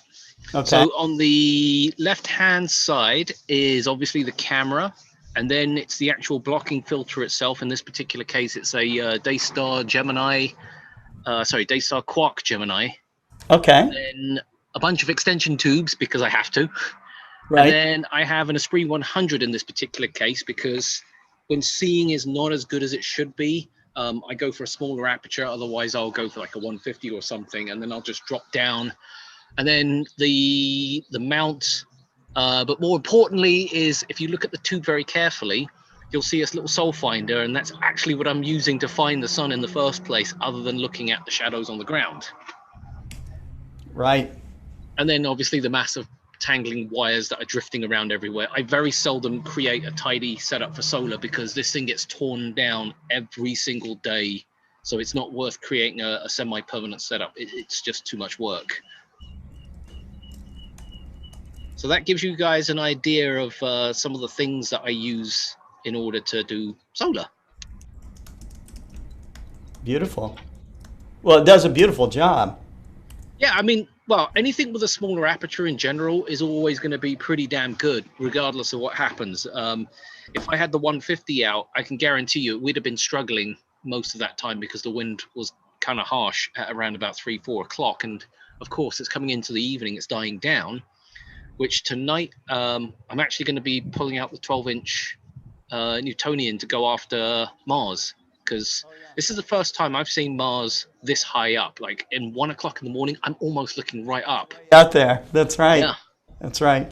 And so it's like this big again. The opposition is in October sometime, but it's not going to be this big again for, I think it's like a decade. So this is an important time if you want to observe Mars and see details on Mars. You want to get the right observing equipment, the right filters, and if you want to learn how to photograph Mars, this is a grand opportunity for any planetary photographer, or if you want to learn how to do planetary imaging, why not Mars? And so you can check in and get in touch directly with Simon Tang, and he can hook you up. So, well, I mean, don't forget, opposition occurs like every 2 years with Mars. True, but it's not going to be this close. Yeah, it's but not exactly. And on top of that, that's right. And on top of that, it's also hasn't been in this position for us here in the US, or at least here in California anyway. Further north you go, it's different. It hasn't been this high up. Usually it's like hovering 30, 40 degrees above the horizon, if you're lucky. Mm-hmm. Right. Well, great. So is there anything else that anyone wants to add? Andreas? Pranvera? I would like to add something about the page of the GoFundMe, because since GoFundMe doesn't recognize our country, and I am not the US citizen, so I do not have a social security number. We had to find a person here who's a trusted person, and that it could be a beneficiary to the GoFundMe. And then at the end, when we collect all the funds, would withdraw the funds and then personally bring them to AOK. So we have James Wayner, who's actually the person, and I am the organizer of the GoFundMe, and we can see everybody who's making a donation and all of that, just so somebody, when they see it, they don't get confused. We just had to avoid all these policies that GoFundMe has with our country. So, and I also sent you the link if you want to share. You did. It. I've already posted it twice in the chat, so it's there. But yeah, that's the deal. And if you need any references for Pranvera, she has maybe, I don't know, 1 million different references out there. So she's a trusted person. so you can count on she's doing the right thing. Richard Gray says, if you're out imaging Mars, Uranus is right behind it. Take a long 20 to 30 second exposure and see a couple of moons or more. That's cool. That's very cool. All right. Pranvera, thank you. Thank you for letting us know more about that. It's been a pleasure, and thanks for having me here. It's very nice to talk to you all the time and see you all. Yeah. And you're welcome back anytime, Pranvera. Anything else we want to share? Okay, I literally just donated it just to prove to everybody that it's absolutely safe. Good man. And hopefully everybody else will. It's my real name, so my real name's not really Simon. It's a fake name that I use. Just so you know. Just so you know. Okay. So some random person with an Asian-looking name, yeah, that really is me. Thank you very much. We really appreciate that. No problem. So hopefully we'll get the ball rolling with everybody else, so they'll do the same thing. Oh, and one fact that I also forgot to mention is that everybody who's gonna donate to our campaign, everybody who donates over $100, it's that how you say we will have a brick named with the name of the person that will actually be in the observatory construction, and everybody who will come there, they will see the name of the person who actually gave contribution to build that building, and it's gonna be the first one, and it's gonna be really exciting for us. So just saying that. Very cool. Very cool. Good move. Yeah, now you tell me after I donated. You're going to have 2 or 3 bricks there, right? Yeah, I'm going to have to now. Okay. I want a whole wall that spells my name out if you actually follow it. That's right. Mm-hmm. Excellent. Anything else you want to add, Gary? No, I think it's been very good tonight. It's been really nice listening to all the different people, and thank you to everybody who's come on, and given up their time. Yeah. Yeah. It's a Friday night. Normally a night that you're off doing other things, so it's very nice for everybody to give up their time. Yeah. Okay. Well, great. It's only 7 o'clock for Scott in the evening, so he's got plenty of time to go out and do things. Oh yeah. Yeah, it's only just hit 5 o'clock for me. 2 hours of sleep, folks. So I got up. I couldn't go to sleep till 5 in the morning, and then I had to wake up at 7. So there you go. And when I woke up, man, it was like, let's put the toothpicks in there and hold those eyelids open. But I get a lot of energy, of course, out of interacting with astronomers and talking about astronomy and the outreach and the big changes that it makes in people's lives. So thanks again for tuning in. We will hold the next Global Star Party next Tuesday. It'll happen at 8 p.m. Central Time, and that would be 10 p.m. Universal Time. So hope you tune back in and watch this. We've got Levy and the Stars will be joining us. We have a number of other people that are joining for the first time as well. So it's going to be a lot of fun. And in the meantime, do what my friend Jack Horkheimer always said to do, and that is to keep looking up. And, I hope you have clear skies and stay safe out there, you guys. And that's going to do it. So, good night.